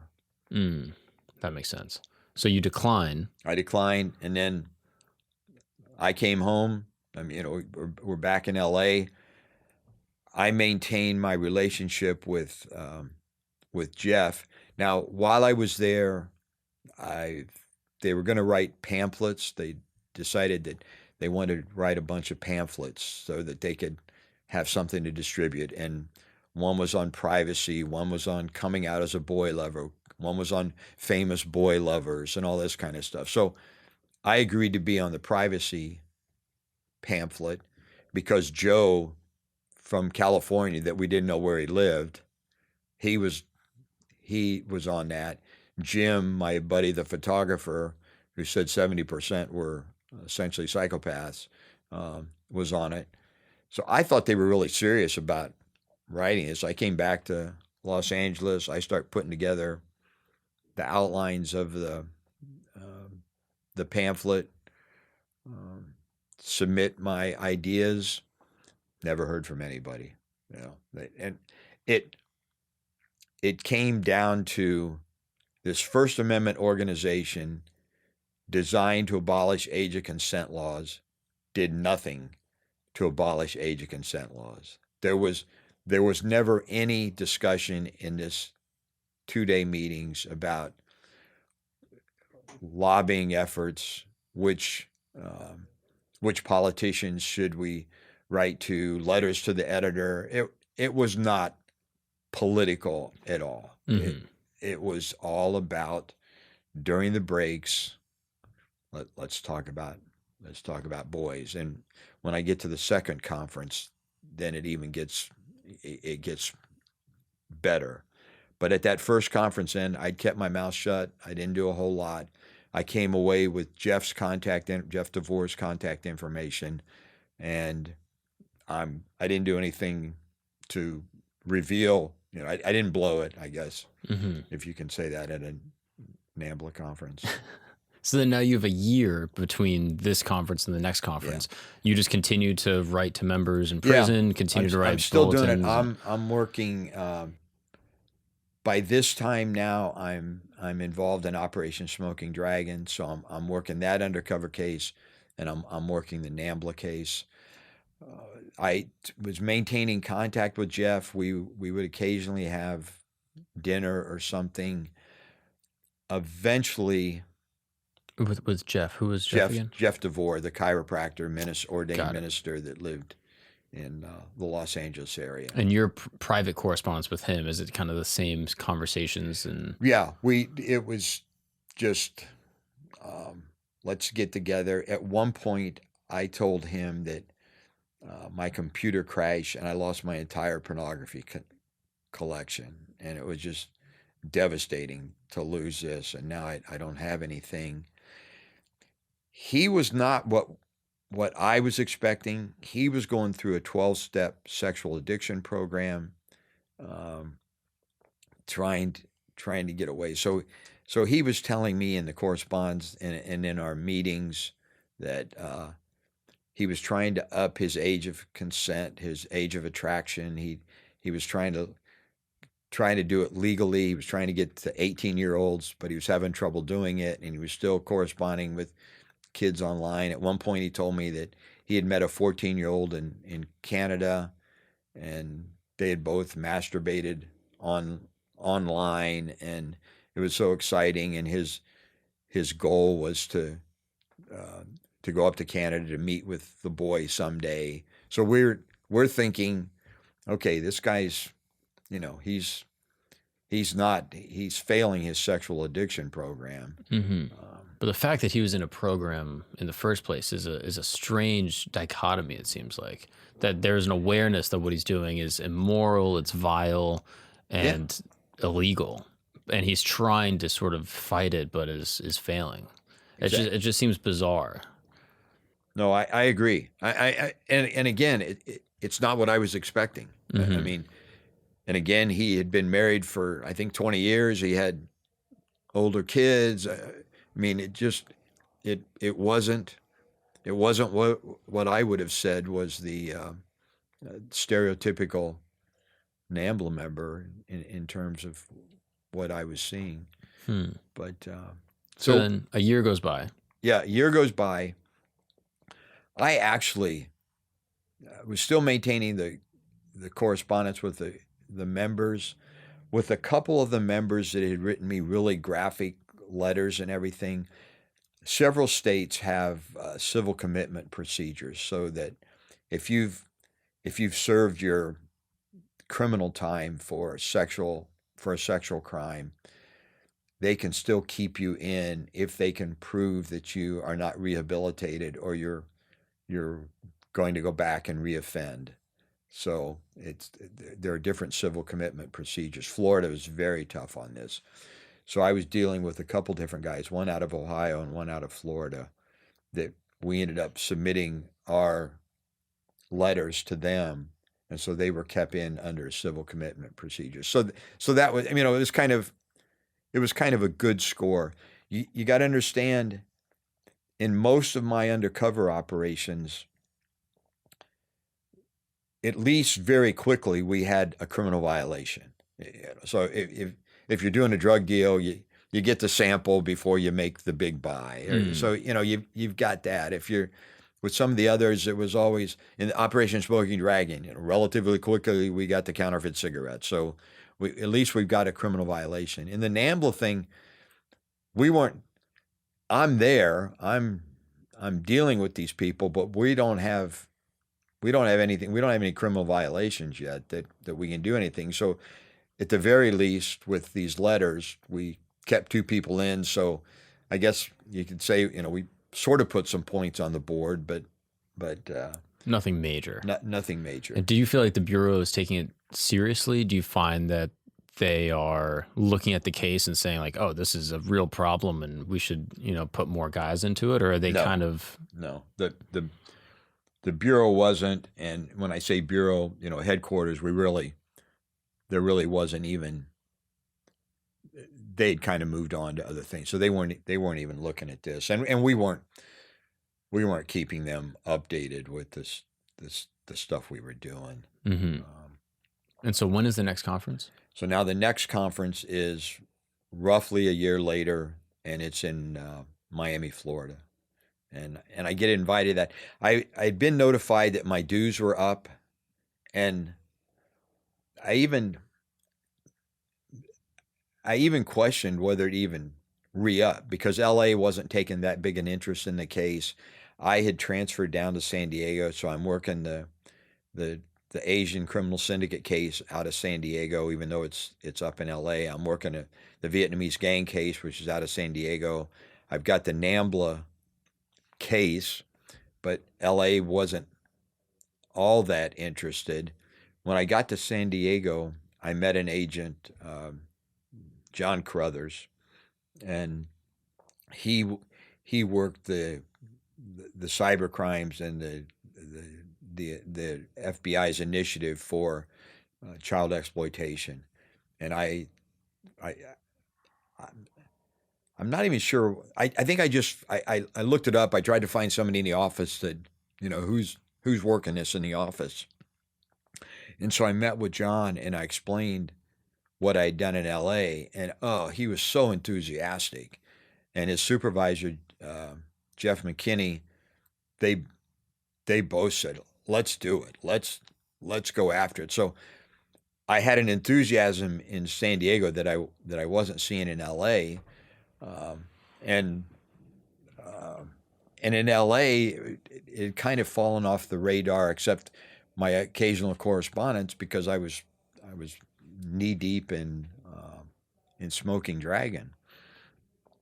So John and Jeff, they said, let's go after it. So I submit my new dues. Now I get a letter from NAMBLA announcing our next conference is in Miami, Florida, and I get invited to that. When I got the conference, it was going to be at I think it was called the Miami River Inn. It was a gay bed and breakfast, and it was going to be there, and they had we had a discount for double occupancy rooms, and I said, I took the invitation in to John and his supervisor, and I said, just for the record, I'm not double occupying my room with a NAMBLA member. And John joked, and he said, a real undercover agent would take one for the team. Nope. And I said, nope, not.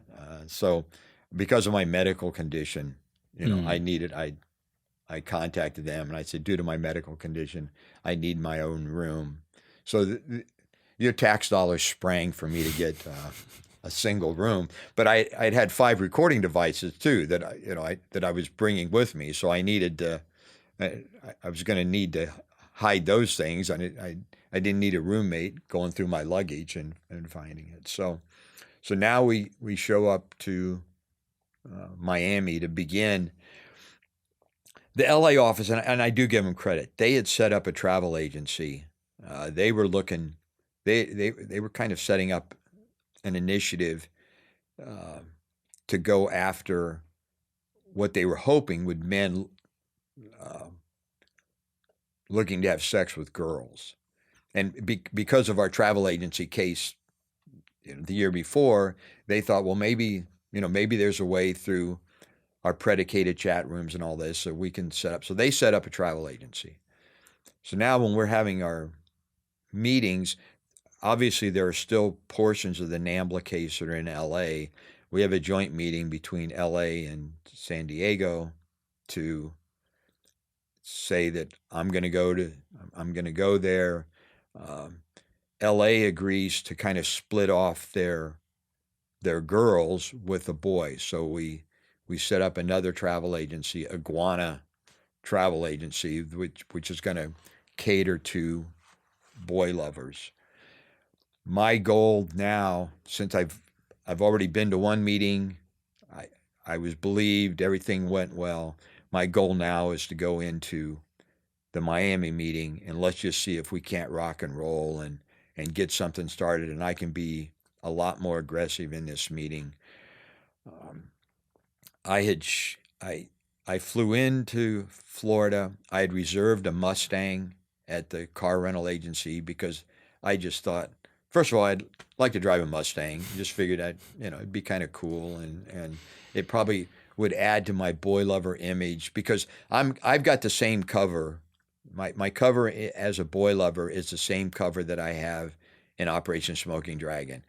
My grandfather died. I have property. I own a warehouse in Pomona, California.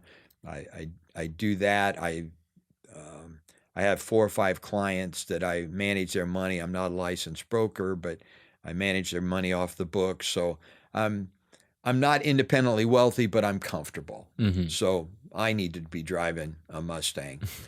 Show up to I'm sorry. By now, my name is Robert Wallace. What had happened? My name, Bob Bourne, was exposed in a book, The Animal in Hollywood. Mm. So the Bureau, I had to get a new name. So now I'm Bob Wallace, Robert William Wallace. Freedom. Yeah. Men don't follow titles; they follow courage. And to be clear, Bob Bourne was your first alias. First alias. And that was the one that you were using for the case with the Italian. Yes. And then that got exposed in that book. That got exposed in the book, The Animal in Hollywood. So now you can't use that cover anymore because now it's public. So you get a new cover. Yeah. So I had all the, I had driver's license, library cards, and anything. Pocket litter, everything in that name. So get rid of all that. So now I'm starting all over again with Robert Wallace, with my library card, my Costco card, my insurance cards, all this kind of stuff. So I get to the car dealership or the rental agency at the airport to pick up my Mustang. I'm sorry, Mr. Wallace, we don't have a Mustang. We have a Dodge Caravan for you. It's like, Dodge Caravan, a soccer mom's car. Yeah. So I get the soccer van. Damn. You probably fit in better. Well, it worked out. God watches over you, and it works out. So I had a couple different undercover credit cards. I was using one exclusively for Smoking Dragon. I show up to the hotel there in Miami where I was going to stay the first night before I show up to the meetings the next day. Give him my credit card, it's declined. And I was like, crap. I didn't bring the Smoking Dragon credit card because I didn't want to cause problems for the accountants, keep everything separate. And there was something was wrong with the credit card. I'm on the phone with the credit card company. I can't tell them, look, I'm an undercover FBI agent. I'm stuck in a hotel. I can't pay for this. I don't have cash. How do you do it? I'm jumping through hoops. I'm kind of getting upset and angry. And finally, I can't remember all the details, but eventually it all gets cleared up. And so that credit card. So here we are. I'm going to a NAMBLA conference. I'm still uncomfortable with playing the boy lover, whether I can convince people. I don't get the Mustang that I want. The credit card is screwed up. And I'm going into this conference not angry and not 100%. So I show up the next morning to the Miami River Inn and meet one of the guys who was at the New York conference as we're getting out of the car. So it's like, good, chuckles, happy talk. How are you? How's your year been? And all this kind of stuff. Now we walk in. I check in. We go to the little building where we're all, because there's an area where it's different buildings, different cottages and everything. And this was like a 2-story building that had different rooms in it. So we had that whole building. And I go in, I unpack, I'm wearing a wire. I sit down in the lobby. Peter Herman brings in a guy named David and introduces me to David, kind of a short, round guy. David sits down. Within a minute or two after Peter leaves, he goes, "Do you travel much?" And I said, "Well, I live in California." I said, I do go to Atlantic City quite a bit because I was going to Atlantic City in the the Asian criminal syndicate case. That's funny. And dealing with the Asians on the East Coast and with the Russian mob guys. So we more often than not, we were meeting in Atlantic City. So I said, yeah, I do. Well, I'm an international flight attendant. I fly for American Airlines, and it's great. I go to Thailand. I don't know if you ever been to Thailand. No, David, I haven't been to Thailand. Oh, it's great. The youngest I've had over there is 8. He starts going into the travel and having sex with boys overseas and going down to Mexico, using his benefits as a flight attendant to go to Mexico to have sex with boys. So on tape. So here it is, Mark. We're, as we've talked about in previous broadcasts, we're worried about entrapment. Mm-hmm. That we want to make sure that and this is probably the closest you're going to come to entrapment type of thing. I know you're a boy lover. I know you've never had sex with a boy because you just love boys. I'm going to offer you a boy. Now that might be entrapment. So I knew going in, it was pretty clear that I had to get them to initiate travel, to kind of say that they've had sex in the past, that they've traveled in the past, just to avoid this whole entrapment issue. Here we are within 2 minutes of reporting, teeing it up. putting that thing on and bringing out Big Bertha, and let's see if we can't keep it in the middle of the fairway. And David is bringing up the whole travel thing. Now more guys are coming in, and we decide that night that we're going to go to dinner. And how are we going to get there? Oh, gee, Bob has the soccer van. So we pile 5 or 6 guys into my soccer van, and we go over to this restaurant. Again, I'm thinking this is NAMBLA. We're going to have a private room, but instead we sit at a long table at this Brazilian steak place, which I didn't realize Brazilians use a lot of garlic. So we're in there and we're having conversations with everybody, and guys are fairly open about, I love NAMBLA, I love boys, this kind of thing, and we're talking about back and forth. David talks about his travels. I meet Sam Lindblad. He sits next to me, former special ed teacher, and we're just kind of talking, and very good. I see 2 people sitting off to the side that are not with us, and I see them, and it's like, that's a little strange. I hope they're not cops, because the one guy is well built, young and well built, and I'm thinking, I know they're not my surveillance agents. I know they're not my case agent. I hope we're okay. So now we go back to the River Inn. We're sitting around the big table.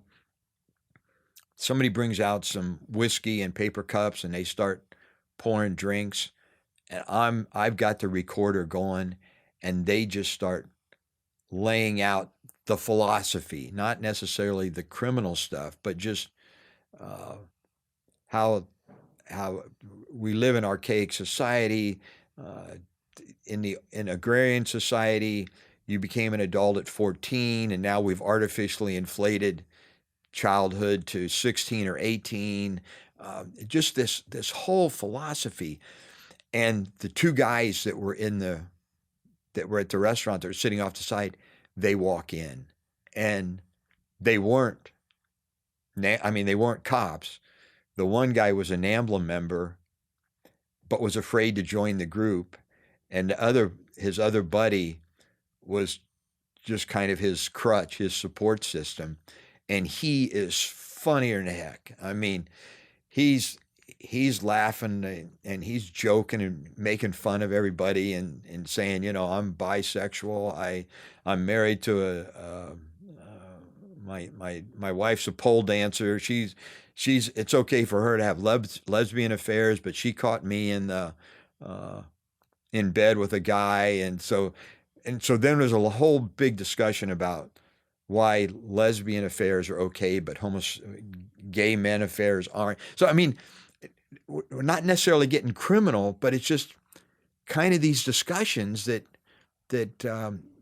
you hear how they talk. And at one point, somebody says, well, I just came here because I'm just looking for an older sugar daddy to support me. And David looks over at me and he smiles and he said, I found my sugar daddy. And Sam Lindblad looks at me and he goes, I found my sugar daddy. and it's me. So and it was more of a joke, but it was just that I'm accepted. I mean, they're taking me in on this. And the conversations, even if they're not explicitly criminal, they're all sexual in nature. Absolutely, yeah.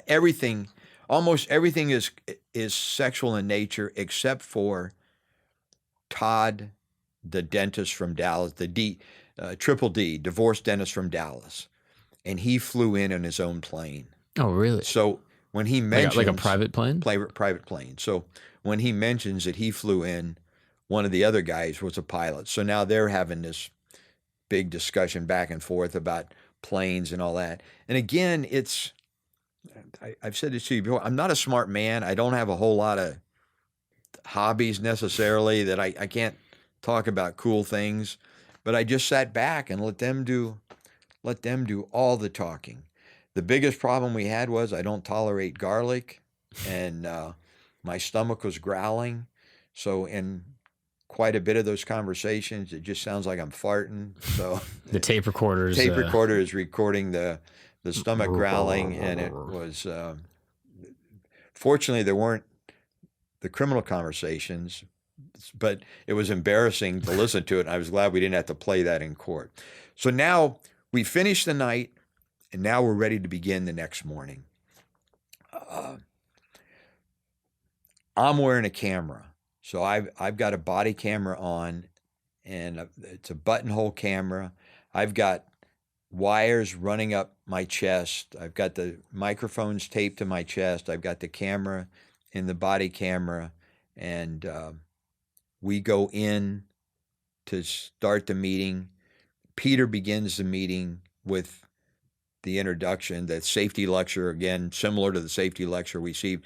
Now, this time, I think there's only 16 or 17 that are, and he makes a big point out of, we are the select members, we are the core. We are the core of NAMBLA, and we're here to kind of invigorate and renew our mission, and we want to take step forwards and all this. So people start talking. Well, Sam Lindblad begins. He's just been out of prison a year. He did 7 years. This is his third conviction. What was the conviction for? Child. Oh, yeah. God. He admits that his wife caught him, his son, when he was his little boy, when his little boy was 1 year old. Did I just say he was a special ed teacher? The fact that the group is like accepting. Oh, yeah. This guy, again, is another clear violation of what they claim they're doing or what their charter claims to be. This is not a First Amendment group. This is a group that's harboring and sort of, at the very least, protecting, if not sort of abetting these. And encouraging. The convicted, these are not people that think about it. These are actual. Right. Yeah. So you're absolutely right, Mark. This is not, well, thank goodness I've never stepped over that line. Yeah. But I do love children. I like to paint them. I like to do this. I like to do. I've been in prison for 7 years for assaulting kids. So now we kind of go around the room, and different people are making the introductions, and it was one of the guys, David R. Busby. His real name was Greg Nuska, but his NAMBLA name was David R. Busby, which he later admitted to me those were 4 boys that he did, that he loved. So in order to honor those 4 boys, he took the name David R. Busby.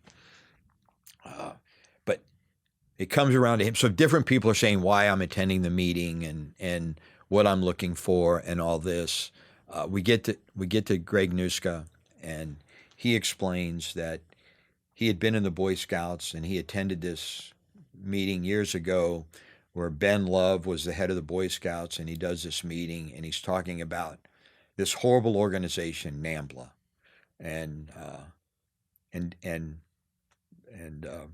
David R. Busby says he's talking about this horrible organization that that preys on boys, and my mouth was watering, and I'm thinking, oh, this is so exciting. So as soon as the meeting was over, I joined NAMBLA, and that's how I'd never even heard of you guys until I went to that Boy Scout meeting. So I joined NAMBLA. So in that, now somebody had said, one of the members had talked about, he was rambling, as I am kind of doing now, but he was rambling and talking about, we've been accused of being a transnational sexual trafficking ring and all that, and the lies that are out there.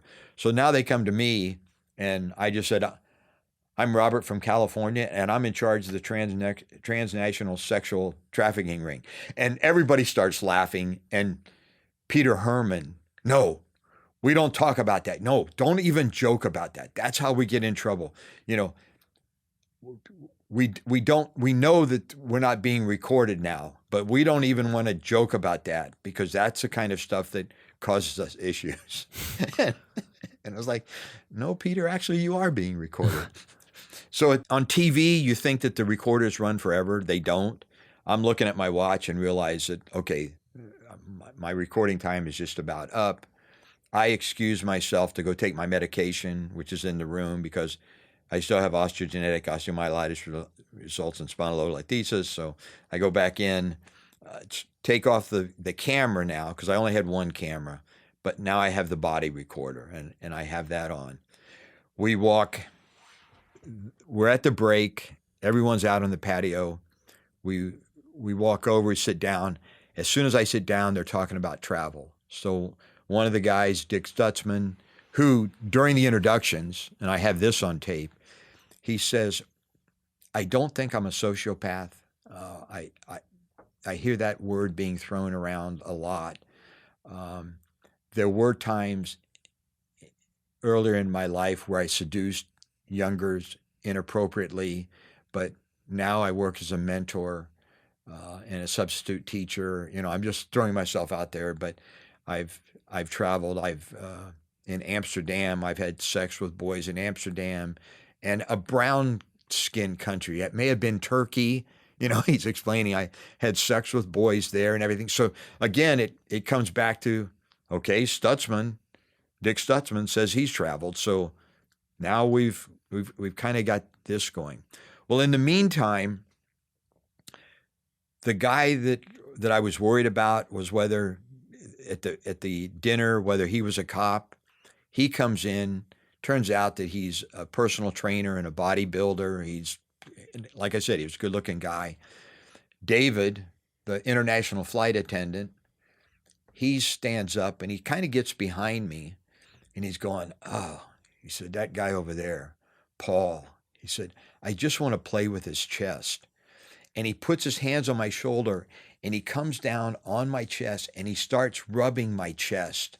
And he goes, I just want to play with his chest. And he's rubbing. And I can remember immediately thinking, thank God that the FBI's equipment for the camera only lasted an hour and a half, because I would have to explain why I've got 4 nipples. And again, we've talked about this in previous broadcasts. Coincidence. You're not going to believe that scene if you're seeing the movie. Wow. But so now we go back in. Did you want to swing on him? No. I mean, it was just, first of all, I was in the role of, I was Robert Wallace. I wasn't Bob Hamer. I'm not, I mean, it wasn't like he was reaching for the package or something like that, but it was just surreal. So now we go back in and we have a little bit more of the meetings, the meetings that aren't interesting or that important. Uh, during that meeting out there, and during one of the breaks, David talks about, this is all BS. Where are the boys? That's what I want to know. Where are the boys? So David, the international flight attendant, and I will get into who he really is. But David, he's the one that's pushing all this. He's pushing the travel. He's talking about he's heard there's places in Costa Rica where we could go, down in Mexico. He's again talking about Thailand and all these different places that But he's being very open, very forward. Very open. And other guys, because he's being open, other guys are opening up too, about the travel and what they do. And Bob, the attorney from Atlanta, he says, I love the boys. I love the NAMBLA bulletin. I wish we had sexier pictures. We used to, but we can't do it anymore. But I would rather just go to the beach and go, look at boys on the beach. So, I mean, we're just getting more open, not like it was in the New York conference. That night, we decided to go to dinner. And I apologize to old women, but these are like a bunch of old women. They can't decide anything.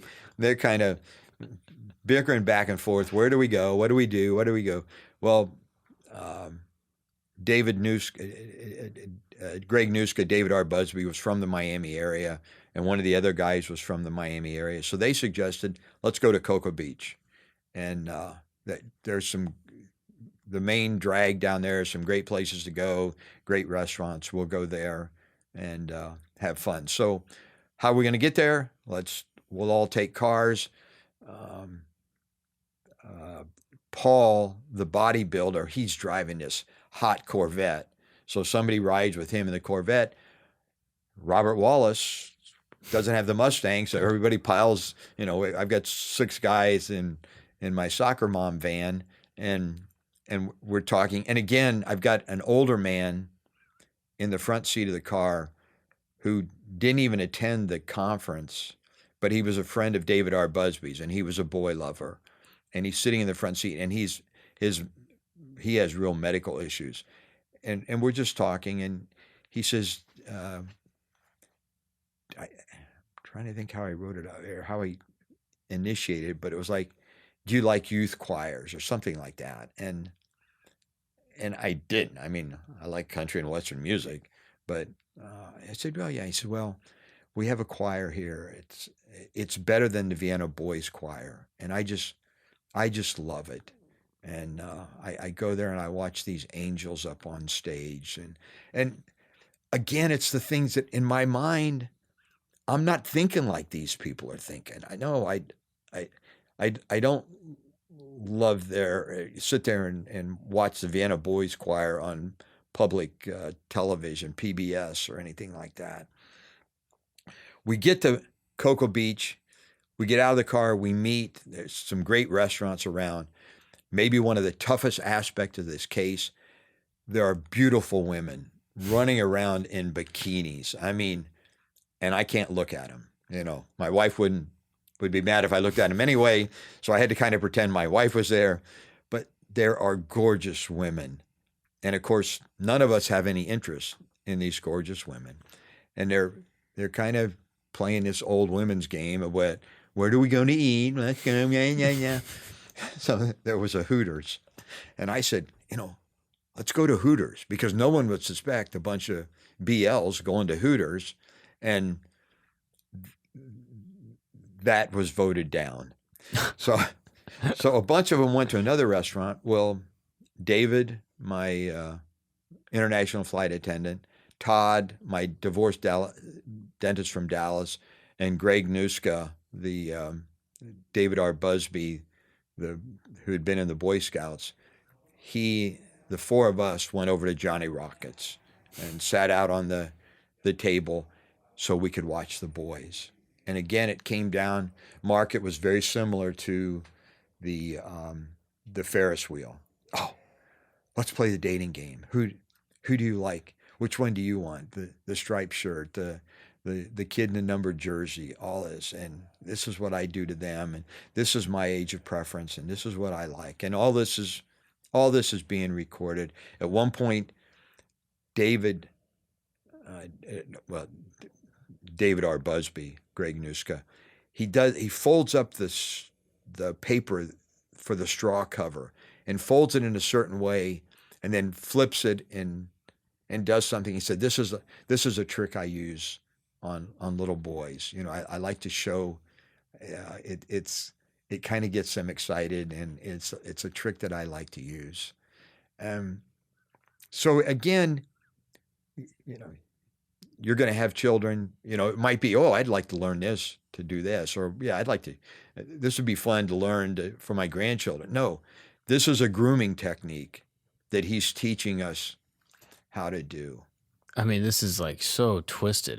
If you were not undercover at the time, would you ask these guys something? Would you just like attack them? Like, how are you controlling your emotions, especially as like a father of young boys? Like, is it difficult for you to deal with the anger? Yeah, it is. I just have to sublimate it. I have to recognize that it's not going to do me any good to toss the table and throw them down. I've just got to do it. I've taught at police academies. I've helped train undercover agents, and the one thing that to be a successful undercover agent, most cops, most FBI agents, the world is black and white. You either violated the law or you didn't violate the law. Well, if you're going to be an undercover agent, if you're going to be any good at it, you better see the gray. So you latch on to one aspect of that person, and that's good, and that's what you focus on, and you keep thinking of that. So David Mayer, the international flight attendant, he's funny. So okay, I'm going to latch on to that fun, to the jokes, to Todd Calvin, the divorced dentist from Dallas. A nice guy. I mean, if you're not talking about boy lovers, he would be a guy you'd want to sit down and have dinner with or lunch with. So you kind of he was sort of a lost soul. So you latch onto that. David R. Busby, I don't know what you latch onto with him, but still. So you just, as the undercover agent, you got to do this and just realize that if you do your job right, down the line is where the real satisfaction comes, and taking a slug at him at the table there in front of Johnny Rockets in Cocoa Beach isn't going to do. Now, did you find any common characteristics or through lines? I know you kind of mentioned like some of them are successful, some aren't, some are handsome, some aren't. Is there any through line or any type of history that they all kind of shared? Like, oh, we were, abused as kids ourselves, or anything of that nature that they talked about? That's a great question. Yes and no, but I didn't probe that because I would have liked to have asked that question. I didn't want to probe it. My storyline was that my best friend when I was a child, Stevie, died when he was 10 years old. And so I have always tried to find my Stevie. And I'm looking for a 10-year-old Stevie, a mocha teddy bear Stevie. And so part of my cover story was that pubic hair turns me off. So I didn't want these guys coming on to me. And I wanted to, if we were talking about kids, I wanted it clear that we're talking about children. We're not talking about a 16-year-old who looks like he's 14. So, and I think some of those sort of had that repressive childhood or had that incident that set that up. Some guys only liked prepubescent children. Some only liked kids that had reached pubescence or reached puberty. And if you're prepubescent, then once you reach it, they discarded you. You know, as you got too old, they didn't like it. But it wasn't like everybody was molested. It wasn't like they're they're they're missing, you know, their father, their mother. Those issues never really came up. Yeah. It's just, I don't know, the whole energy is just like so visceral. Like even just hearing you kind of talk about it is like making me uncomfortable. Like I know you kind of lived it and had to like deal with these guys face to face, but even just hearing the retelling and how in detail these guys got, I don't know, it's giving me like. So you're not going to air this episode? No. Well, we're doing all this for nothing. No. It's just there's just a visceralness. I don't know. It's shocking in a lot of ways. It's strange because you talk about, you know, meeting with gang members or, you know, mafia guys that are trying to get people murdered and, you know, kill people and have probably killed tens of, you know, if not dozens of people. And it's just strange that my brain can comprehend that and say like, yeah, I can understand, you know, wanting someone dead because of business, But this having no type of like financial element or entrepreneurial element is just a paraphilia, you know, that just is, it's hard to really grasp because it's hard to put yourself into like an empathetic lens. Yeah. And, which is impressive that you were able to do it for the Undercover. Well, you know, I've always kind of said that God gave me a really screwed up brain, and so I could compartmentalize. I could be the father. I can be the little league coach. I can be the husband. I can be the contract killer. I can be you know, and I kind of, there were times, particularly like with this case, that at some point when the meeting is over, when the conversation is over, whatever, I sort of just wring out my brain, get all that crap out of there, and now go back to being Bob Hamer and not Robert Wallace. Did these conferences affect how you parented? Did you? My kids were older at that time, so and I didn't have grandchildren at that point. So no, just the idea that I was thankful that at least my kids had a normal childhood, and that I was able to protect them from some of this. You know. I mean, do you have advice for parents with young children that are, you know, with your awareness and kind of your experience? Granted, things have changed, I guess, with the internet, but your experience in these conferences of how these kind of people think and how they operate. What would you recommend for parents? This is not politically correct, I guess, but it's what I observed. And again, I'm not a psychologist. I'm not a marriage and family counselor, but listening to roughly 175 NAMBLA members, people that I corresponded with, people that I talked with personally, face to face, people that we ended up arresting and evicting, not one child that was successfully seduced by a NAMBLA member had a strong father figure in the home. So these men went after that child that was seeking a father figure. And I think that's true of boys and girls. I think when that little girls want daddy, that boys want a father figure, and they would go after the single mom. They would groom the child that had the alcoholic father or the abusive father. So they would be that loving father figure. That's some of the stories that I heard from NAMBLA members, how they would groom the single mom in the apartment complex. Hey, I'll watch Junior. You know, I know you work at night.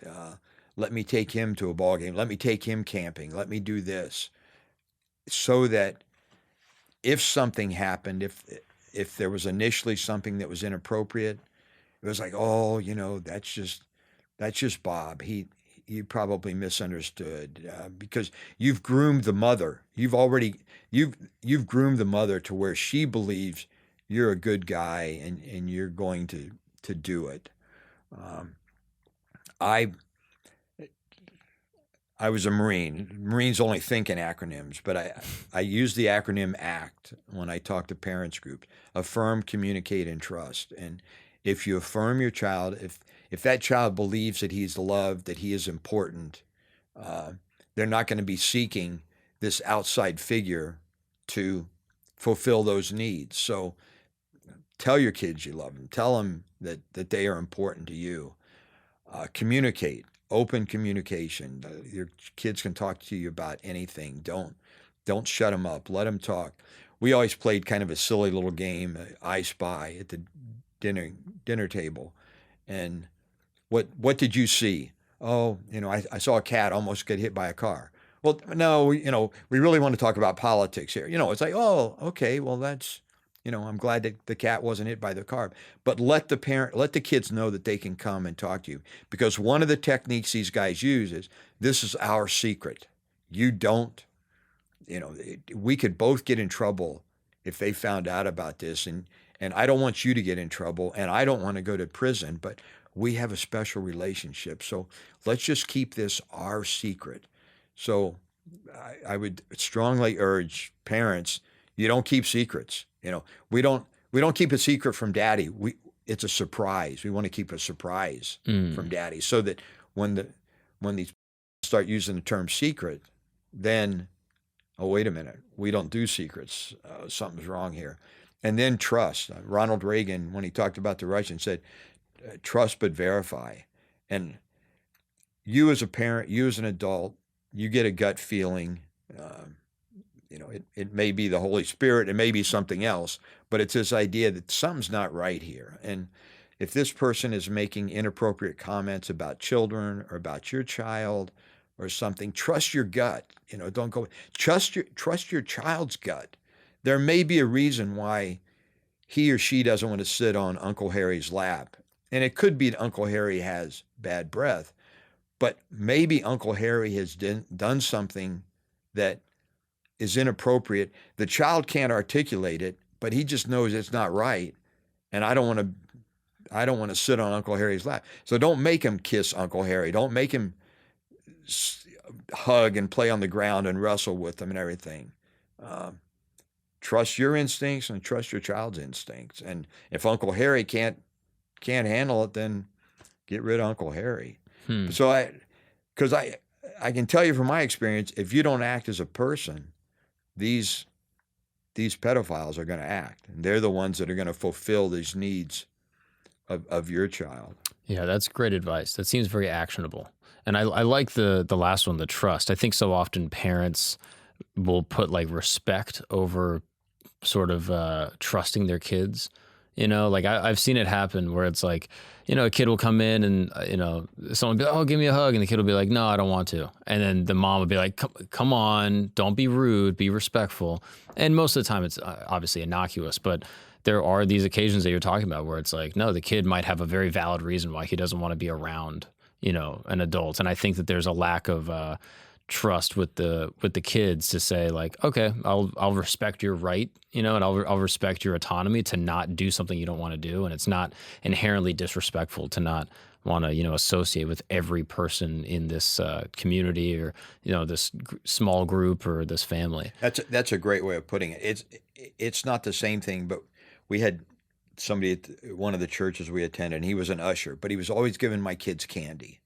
And I watched him, and eventually I asked him not to. And I thought, I wasn't sure if he was a predator, but come to find out, he was a white-collar criminal. And when he got nailed, the first thing he told, and it was the FBI that arrested him, first thing he said is, oh, I know Bob Hamer. Call him. He'll say that I'm a good guy. So it was like something was wrong there, and I didn't know what it was, but he was essentially grooming my kids to get to me. Oh, sort of not the other way around of grooming me to get to my kids. But again, and you may have, you may feel the same way when you have your children. If somebody's, wait a minute, that's inappropriate for you to give this to my child or to do this or do that. And Yeah, if it seems weird, it probably is. Yeah. And even if it isn't, just fucking play it safe. Like, it's just so, Yeah. like, what is the, oh, you're gonna like hurt someone's feelings? Like, Yeah. if you're wrong and if you're right, you saved your kid from being assaulted, or like, yeah, I mean, and the downriver effects of that on like a child is just so devastating. Like, you can't raise them in a box. You have to allow them to get out, to explore, and to learn on their own and make mistakes. But you can't protect them, but you can teach them, and you can try to keep some of the bad guys at bay. But so now, as the second conference is wrapping up, how do you eventually actually get convictions and get these guys thrown in prison? So now we go back. David has initiated, let's go to Costa Rica. Let me do some research. During this conversation that I'm having with some of these guys, I just said, look, I know a guy in LA that went down. There was a place down in Mexico that he went to. Let me when I get back, let me check. And I'll check on those details. David, you check on your details. And David is the international flight attendant. Got it. So we'll both, then we'll all come together and we'll decide what to do. Well, obviously, we don't want to go to Costa Rica. I mean, we want to be in control. The FBI wants to be in control. I come back, sit down with the case agent, supervisor, the LA agents, and say, okay, here's what we got. Let's see what we can do. And now I send out that I said, I just talked to the guy. This is exciting. It's a BB&B, bed, breakfast, and boys. And it's down below Ensenada. I got to tell you, Mark, I made it up. I mean, this is just in my mind that I make this whole thing up. Later on, when the whole case hits the national media, Ensenada complains to the State Department that we have besmirched their reputation, and the FBI has to issue an apology. It's like, I just made it up, come on. I'm sorry I didn't clear this with the State Department and, the administration and anything. But so anyway, so I'm putting this down. We want to do, this is how much, I just made up the figure of $600. This covers, there's a boat that picks you up from Los Angeles and San Diego, and then it heads down to below Ensenada. And this travel agency covers that. This fee covers the boat trip, the room and board, and then the boys. But there's a discount if we get 10 people. So I'm trying to get them to bring more people in. So the two people that I'm talking to most are David, the international flight attendant, and Todd, the dentist, the divorce dentist from Dallas. So those are the two, the three of us are talking. By now, my nickname is Daddy.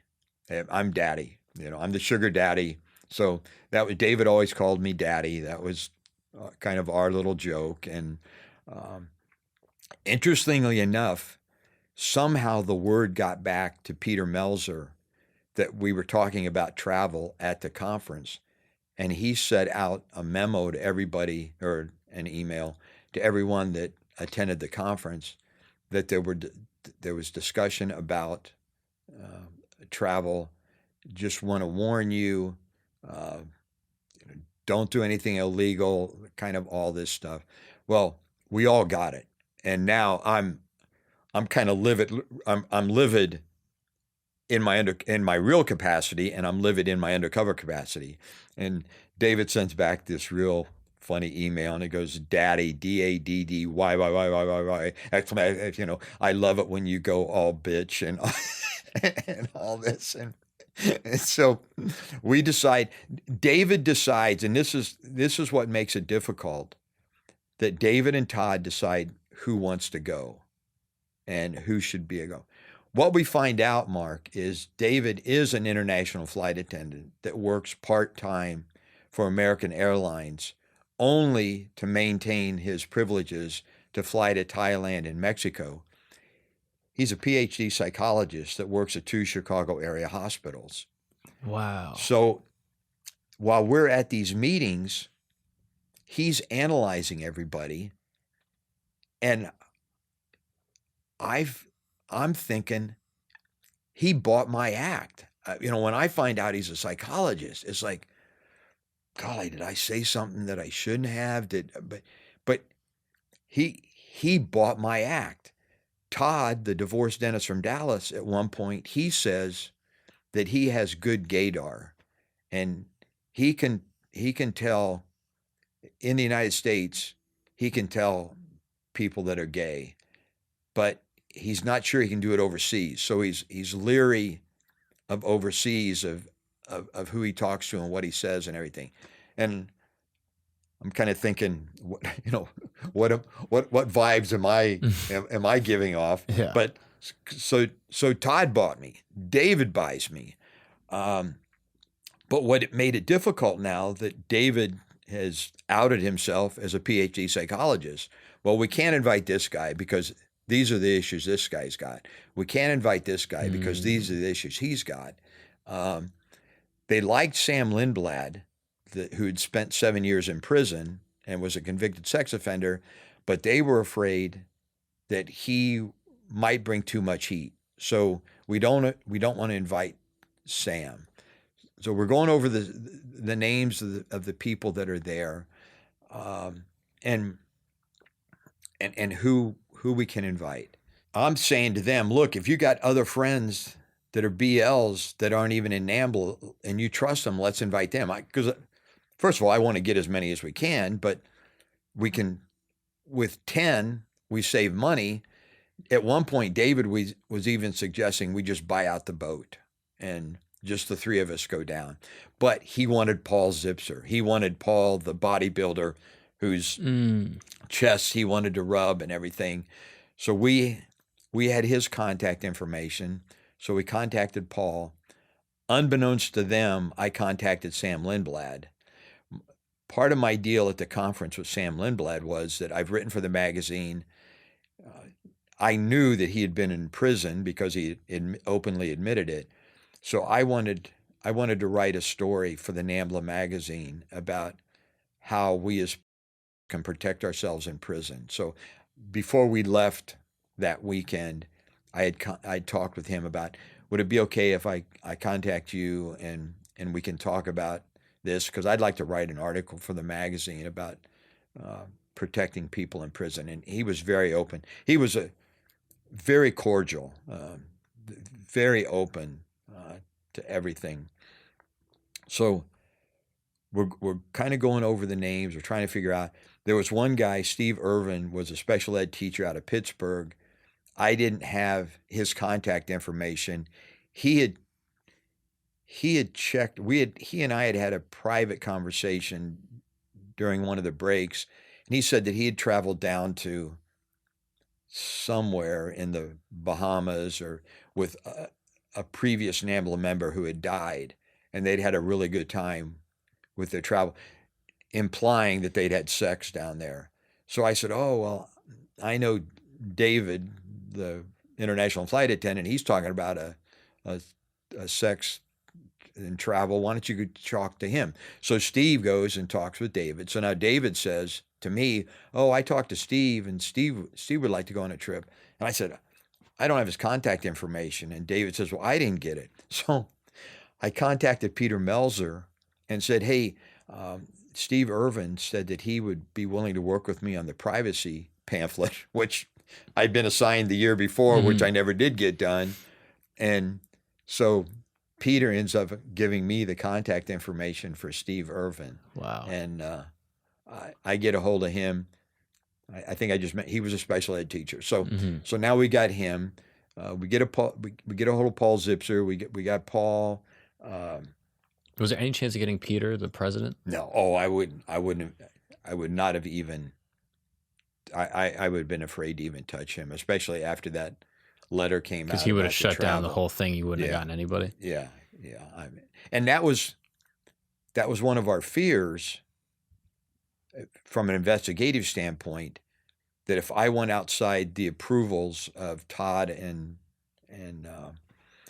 David, that might get back to them, because Sam Lindblad was the guy I was interested in. So I didn't tell Todd and David, but I got a hold of Sam, and I just said, hey, I've got to fly over to Albuquerque. Would it be okay if we met and talk about the NAMBLA article? He said, of course. So I flew in. This time I got my Mustang at the rental agency, met him. I did my research, found one of the top restaurants in Albuquerque, decided, you go big or you go home. Your tax dollars are paying for this meal. So pick one of the 5-star restaurant in Albuquerque. We go in there. It's one of the best undercover meals I've ever had. I would give it 5 stars. And Sam goes into the details. He is paranoid. He knows that they're going through his trash. Now he explains how he doesn't even put his trash out in the container because they had done a trash cover on him. When they'd taken his trash, in that trash cover, they had found notes that he had written to, I had a little 12-inch sidewinder, which we believe meant a 12-year-old boy. And he was tutoring people in the apartment, tutoring boys in the apartment complex, had to sign up, I will tutor boys for free. Had talked about, I can't say that we ever knew anything happened, but in Colorado where he used to live, he had a tunnel under his home. So, I mean, this guy looks like he's the real deal. He's who we want to go after. He had a tunnel under his home? Yeah. I don't know that he had what was going on in the tunnel, but we knew about it. And what was his occupation? What did he do for work? He had been a special ed teacher, but then lost, once he went to prison But had enough money to own a home and build a tunnel. Yeah. He'd been married. I mean, he wasn't married when I met him. I don't know when he got divorced, but he was single when I met him. And we're sitting there, and we start to talk, and he says, I'm just so afraid that I'm being watched. And I said, Sam, that's why I picked this restaurant. I said, no cop could afford to eat here. And he laughed. He said, I really appreciate that. Well, 2 tables over were 2 FBI agents that were monitoring the meeting, or 3 tables over. They were just there to monitor the meeting, just to kind of write up the report that, yeah, Bob did meet with Sam, and we observed this and all that. So I went in. I'm wearing a body recorder, and I bring a writing tablet and a small recorder, and I said, I want to interview you. I hope it's okay. It's hard for me to take notes because of my condition. So is it okay if I record our meeting and, I'll take rough notes? And he says, of course. Yes, of course. So I would turn the recorder on, and we just talk essentially about some innocuous things. And then at one point, Mark, I would shut the recorder off so he could see the recorder's being shut off, the stop button. It's not going around, anything like that. So how many boys have you really molested and groomed and everything? So he eventually admitted to molesting 70 boys and grooming 200. What the So then it was like, okay, well, let's go back on the record. So and of course I'm recording this on my body recorder that he's saying all this. So now we go back on the record and asking more of the innocuous questions. At one point, we're just about done with the meeting, and I love this moment. I said, what is the one thing that you want the membership to know? And he balls his fist, and he looks at me, and he kind of closes his eyes and grimaces, and he said, be careful. There are so many sting operations out there. I didn't know it at the time. Just be careful. And it was like, yes, you're absolutely right. There are so many sting operations over there. So as we get done with the interview for the magazine article, I said, I'm reluctant to bring this up. And he says, bring up anything. I don't care. Bring up anything. I said, well, I don't want this to get out, but several of us are putting up a trip to go down to Ensenada, and we'd like you to go. And would you be willing to go down and explain the details? He said, oh, that would be wonderful. I would love to go. And would it be okay if I bring a friend? And I said, of course. Well, I would like to invite Dick Stutzman, the guy who says, I don't know that I'm a sociopath. Mm-hmm. So Sam is on board. But now we have the issue. David and Todd had said, don't invite Sam because Sam is a convicted sex offender. But Sam was on the steering committee. He was voted onto the steering committee of NAMBLA, which even David, the flight attendant, the PhD psychologist, makes a big deal out of. That even bothered him that Sam is on the board because he thinks it would bring too much attention to NAMBLA. Mm-hmm. So I've got to I have to keep Sam from somehow getting this word to David and Todd. As we're getting closer to the date of when this whole thing is going to go off, and we're trying to figure out who we've got. So now Steve Irvin's agreed to go. We've got a hold of Paul Zipser. He needs to go. We've got Todd and David. Obviously, they're going. Then I break the news. I said, well, I have to tell you that I did meet with Sam, and he wants to go. But I think it's safe. I really do. I think you guys have to trust me. And there was some reluctance, but they said, okay, well, and even David said, I like Sam. I'm just afraid of him bringing heat if he's being followed and everything. Well, now I'm working these 2 other undercover cases. So I'm working 3 undercover cases, and I really only had 1 undercover cell phone. So when my cell phone rang, I didn't know whether I was a macho international arms dealer or I loved 8-year-old prepubescent boys. And I was dealing with the Vietnamese gang in San Diego. I'd met with a guy. We were going to do a drug buy, but it was going to be a couple hours before the meth was going to show up. So I stepped away, and I'm in my car in a parking lot, and my phone rings, and I think it's probably one of the Smoking Dragon people, and I answer the phone, and it's Dick Stutzman, and he's calling me, and he says, look, I need to talk. Sam called me about going on this trip, and I'd like to talk to you in detail about it. Well, I'd already had my recorder running. My tape was prepared for the Vietnamese gang case. So I said, look, I am just getting ready to go into a bank to close on a loan. Can I call you back later this evening? He said, yes, of course. So we finish up doing the drug deal with the Vietnamese. I go back to the FBI offices, get a new tape, and I'm sitting there. We had a room that was quiet, that was soundproof, so you couldn't any noises outside. So I called Dick Stutzman. Mark, we're in the. I make the call. He says, "Look, Sam called me. I'm worried." I said, "About what?" He said, "Well, my brother is a social worker. I've explained to him about this trip we're going on, and he says he thinks it's a sting operation." And I said, "Okay." So he literally laid out our operations order. He goes, if I were the FBI, he said, are you aware that Bush signed legislation that if you travel with intent to have sex with a minor, that's a violation, even if you don't have the sex? That's a new federal law. He lays out the statute. He says, so if I'm the FBI, I would essentially just set up a phony travel agency and have us send in money to reserve a spot. And then as soon as everybody shows up, because we're traveling in interstate commerce, then you just arrest everybody. That's what I would do.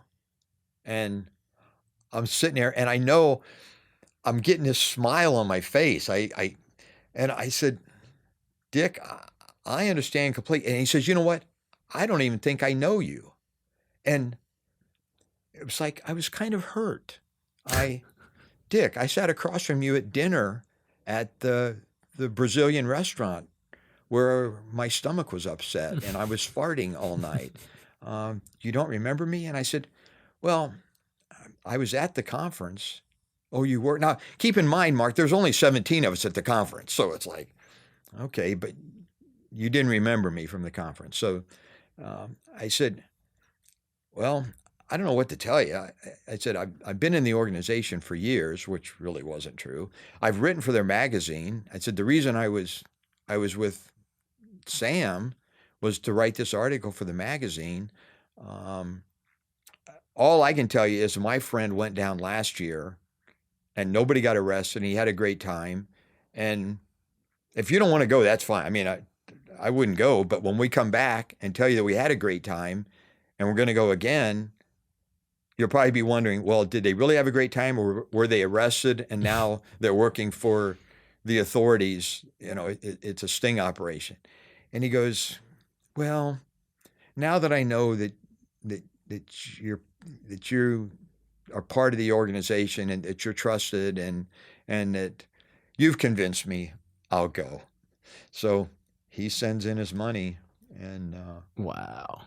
yes. I cannot believe he described the entire operation. Laid the whole thing out. Like you were listening to it like, you should be an agent. I mean, you're pretty good at setting up stings. Yeah, could you just type this up for us and then save me paperwork on the next time around on the renewal? So now you have, what was it like? So we ended up getting 7 guys that agreed to go on the trip. And we had set it up so that we were trying to make this as convenient and as cheap as possible. I mean, we couldn't make it free. I mean, that could cause some issues. I'm independently wealthy. I couldn't just say, hey, I'll pay everybody's airfare. Now, David did use points to get free flights for Paul. So Paul, Todd, and David flew into San Diego. The other 4 guys flew into Los Angeles. So they were going to get on the boat in Los Angeles and then come down to San Diego. And then the 7 of us, or the 8 of us then would go down to Ensenada for the BB&B. The problem that we had with this case was you have to meet the elements of the offense. So you have to travel in interstate or foreign commerce with the intent to have sex. The FBI had an issue with the case out of it was out of the Ninth Circuit Court of Appeals, the federal district in the west coast of California. It was a Disney executive out of, I believe, Seattle that had met a girl online who happened to be an undercover FBI agent posing as, a teenage girl. They were having chats back and forth, and he flew down from Seattle to have sex with the girl, with the 13-year-old girl, but he was coming to business meetings with Disney. So in his conversations, he had made the point that I'm coming down for business meetings. While I'm down there, let's meet up and let's have sex. Let's say, I'm kind of paraphrasing all this. Well, his defense was that his primary purpose of travel was not to have sex. His primary purpose of travel was the business meeting. So therefore, he didn't violate the statute because that wasn't the purpose of his travel. I can't remember how that was ruled, but at that point, that was an element. So we had to, in my conversations with everybody, I had to make it clear that you're coming, your primary purpose is travel. We didn't want David, who was in Chicago, saying, oh, it's snowing, it's cold. I'm just coming, I don't care whether we have sex. I'm just coming down there to get to warm weather. So I set up in all the phone conversations that their primary purpose was to go to the BB&B. Now I have to set up what are the sex acts that they want. We have to make it clear that they want sex. So my deal was that there are boys down there, but not every boy will do everything. So I need to know, 1, what is your age of preference, which is a common question that's it's almost like who's your favorite football team, or I know you're a soccer fan, who's your favorite soccer team, that kind of deal. So what is your age of preference, and what sex acts do you want done? Do you want anal or oral, or what do you want done? So it was so we had it very clear. Every one of the guys wanted between a 10 and 12-year-old boy, and I think almost everybody wanted anal sex. And so we get all this cleared on the tape. Now we have a somewhat of a jurisdictional issue. The California U.S. Attorney's Office read the statute to mean they didn't really violate the law until they got on the boat. The U.S. Attorney's Office in San Diego said once they've traveled, once they land in San Diego, they violated the law. So we have this. The issue comes up, we can't really arrest the guys in San Diego before we arrest the guys in L.A., but L.A. is saying they've got to get on the boat. So everyone's flying in on Thursday. They're going to get on the boat Friday morning, and that's when we will effect the arrest, when everybody's getting ready to get on the boat. In a conspiracy, typically most jurisdictions, if you can back out of the conspiracy. So I can negotiate to have my wife killed.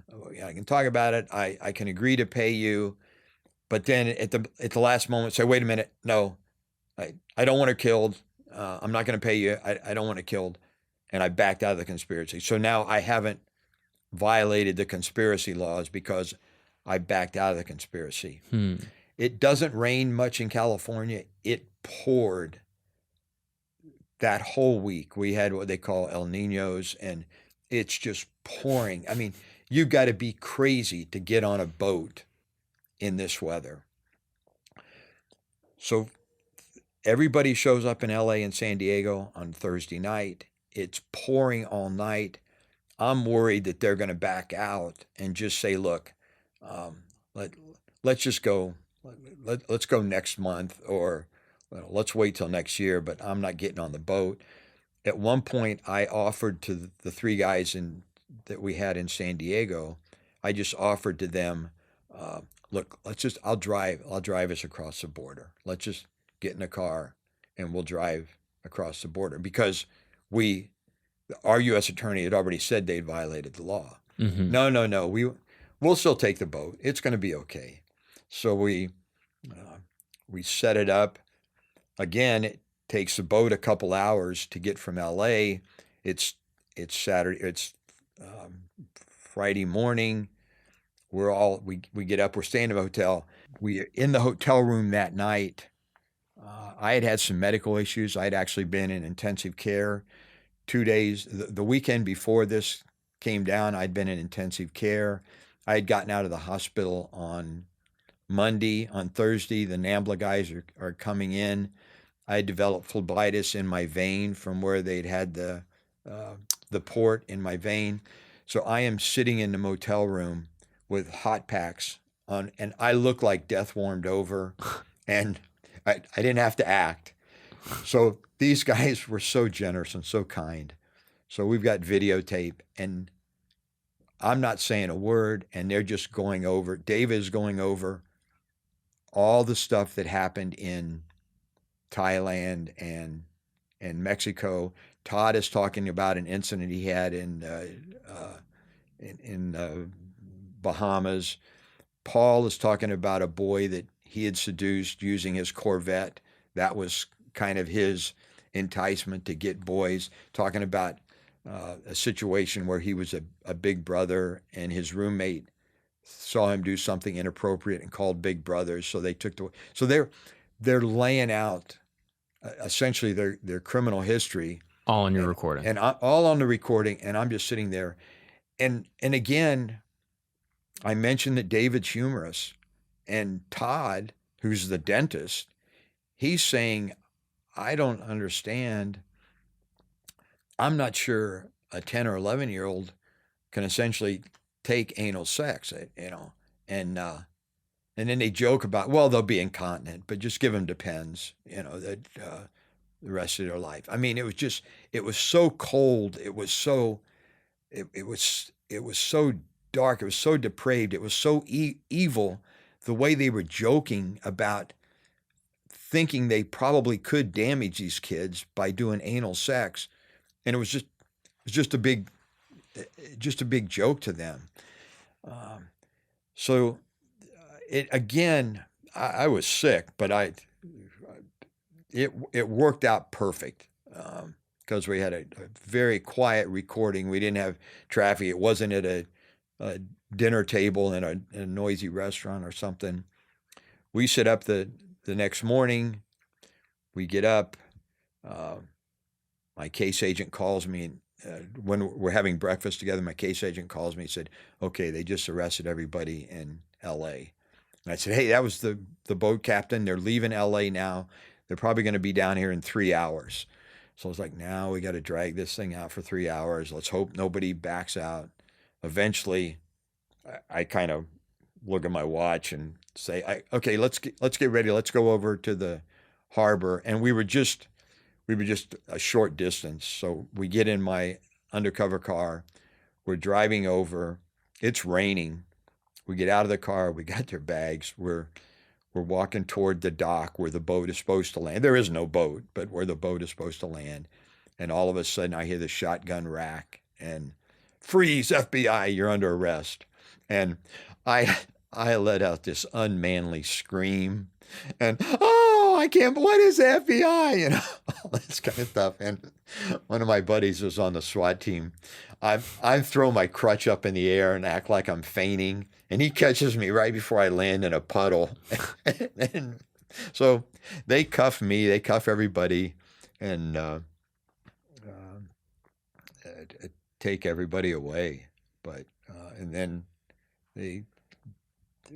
so again, it's one of those deals. I was arrested with them. So when they get in, you know, they're all kind of giving it up in the sense that, you know, Bob's telling this story.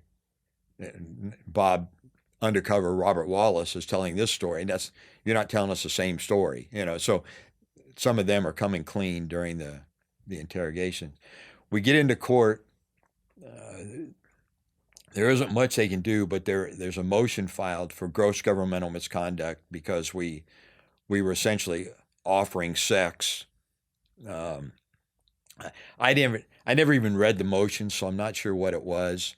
But Todd, the divorced dentist from Dallas, had told his lawyer that I was too good, that I had to be a closeted boy lover because nobody could convince essentially professional boy lovers that they were one of them. So in the motions hearing that David's lawyer brought, David Mayer's lawyer brought, he raised the fact that I had played on his client's psychological issues. And I kind of laughed and I said, "I never even took the course in college. Your client's a PhD psychologist. I'm playing on his issues." But because I knew that Todd had told his lawyer I was too good, when the prosecution, "What is your name?" "Robert Heyman." "What do you do?" "FBI agent." "What is your specialty in the FBI?" And I said, "I specialize in undercover." I listed 20 undercover operations that I had done because I wanted it on the record that, no, this isn't my first undercover case.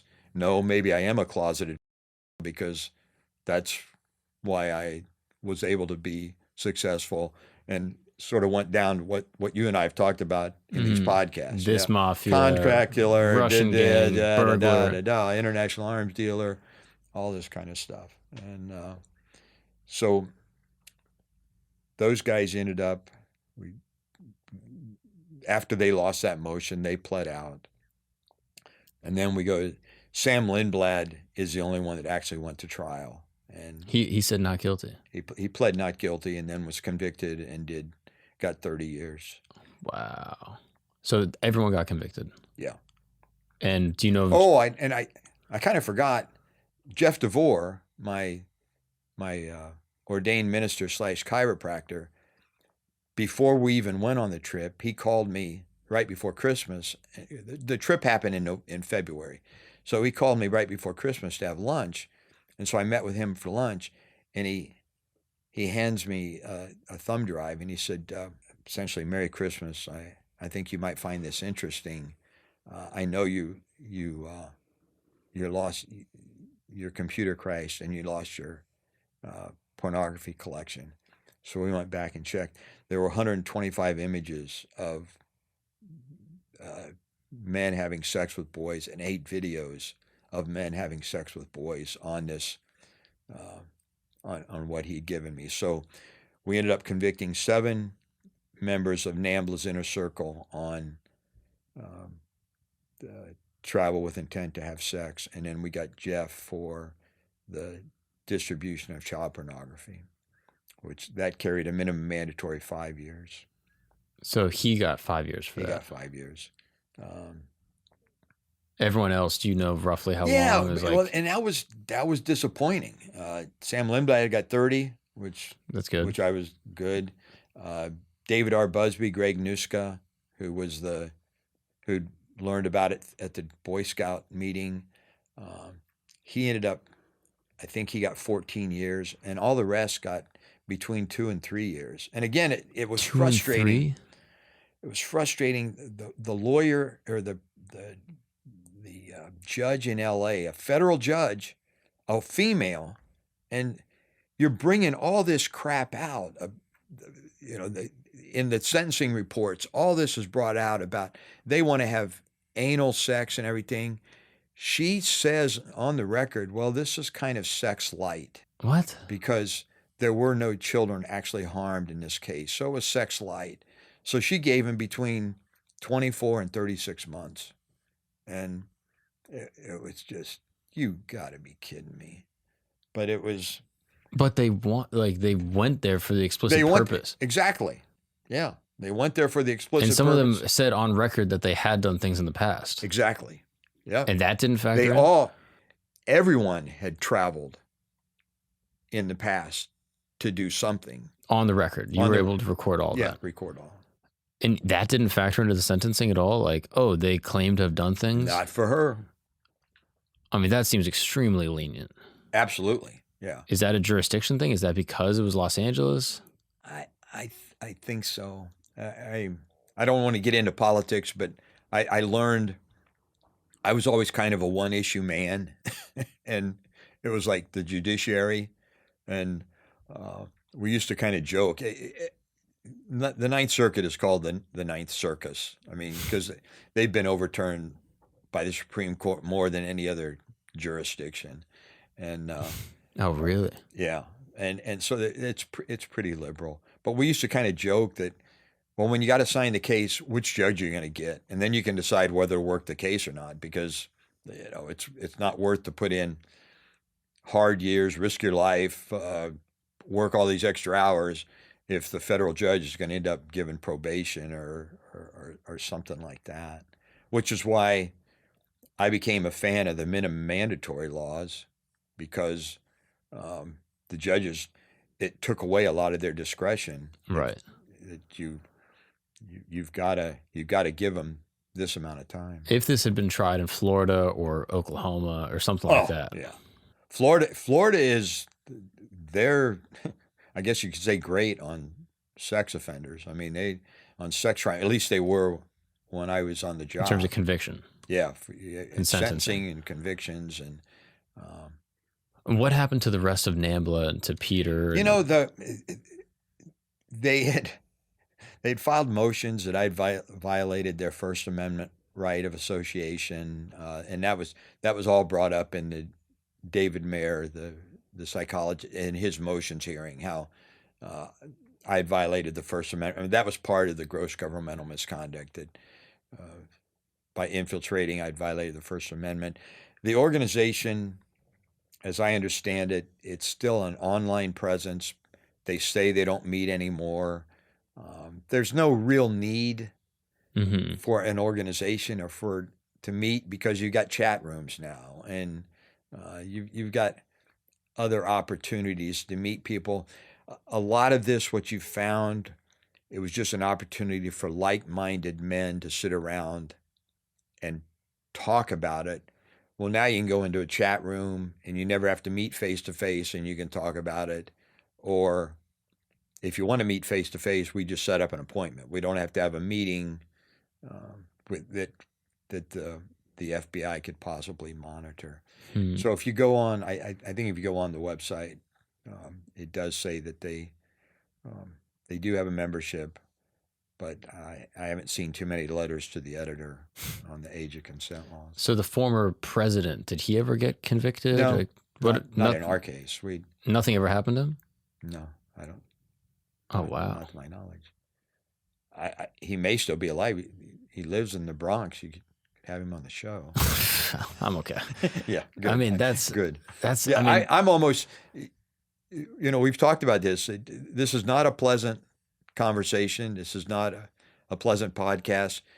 I'm hoping that by talking about this, there isn't the David R. Busby, Greg Nuska that's out there listening going, oh, wow, there's an organization that supports all this. Well, let me join, type of thing. I'm hoping that more of your listeners are thinking, boy, this is wrong. This is evil. This is disgusting. and these people are really out there, and they're infiltrating and intentionally trying to get close to kids. I mean, that to me is like the most insidious part, is that they're trying to find proximity, and they're preying on vulnerable families that might not be, fully together in order to get what they want. Absolutely. And I wonder if there's more protections that people can take specifically online. I mean, it's like so rampant online.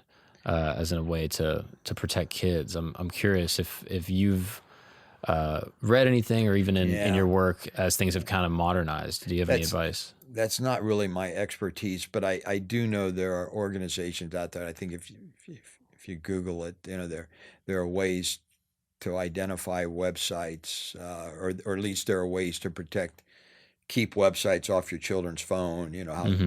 That type of thing. Obviously, from a kid's standpoint, that's what we worry about.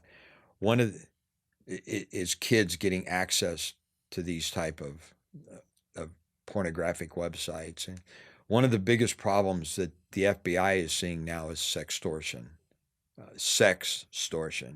where you kind of have two different groups. You've got the predators that live here in the United States that go online posing as a little kid or a teenager or whatever, and go into these chat rooms or whatever they're called now, and making connections, and then let me send you a picture of me naked.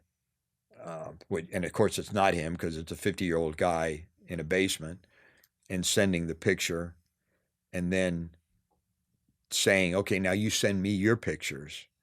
And that person succumbs and sends a picture of himself or herself. Well, now the predator has that picture, and it's, if you don't send me more pictures, I'm going to expose you. I know which school you go to because you've told me all about you. You've told me your friends. I've actually hacked into your computer. I know your contacts. I know your Facebook page, your Instagram page. I'm going to post this. If you don't send me more pictures, I'm going to post it. The others are, it's happening here in the United States, but essentially guys from overseas that are doing the same thing. And if you don't send me $500 or $1,000, I'm going to post your pictures. And so these kids are doing it. It's all over the country that good kids are getting caught up in this and end up committing suicide or something, because it's like, oh my gosh, I'm going to be exposed. I can't afford the money. This is going to ruin me. I'm not going to be able to get into college, or I'm going to lose my job. So they've committed suicide. From the FBI's perspective, what is the best way to handle that if you are entrapped in that type of extortion scheme? Come out, tell your parents, tell the police, contact the FBI, and the FBI are working those cases. And I know I don't know how recently, but within months, they've gotten extradition on some guys out of Uganda that were setting this up. Really? Yeah. Oh, wow. So there is some legal recourse. You can actually go get them. Yeah. Wow. Yeah. I mean, that's good. But it's one of these things that's going on. I mean, the internet is great. It's done a lot to make society better, but it's done a lot to make society worse. And it's a tool that can be used for good or evil, just like everything else. Yeah. Are you proud of the work that you've done with the NAMBLA case? Are you happy with the outcome? Do you think the FBI should continue to do these types of cases? Are they continuing to do them? Like, how do you feel everything kind of wrapped up? Yeah, no, I'm extremely proud of the work we were able to do with NAMBLA. The fact that essentially that organization is just an online presence, and we put a dent in it, and we took some predators off the street for a little while, at least. Some of them are still in. But they're on the registry for life. They're on the registry for life. We ruined their lives. Well, they ruined their lives. They ruined their lives, yeah. And we exposed them, and we protected kids. I think one of the toughest emails I got early on when my book first came out was an email from somebody, and he said, "I read your book. Thank you so much. I wish there was someone like you out there protecting me when I was getting molested." And so it's kind of like, well, if we've protected one or two boys, I mean, Sam Lindblad, 30 years, he groomed 200 and admitted to molesting 70. Well, he's not doing that now, and let's hope that if there's any molestation taking place in the prison system, it's him that's getting it.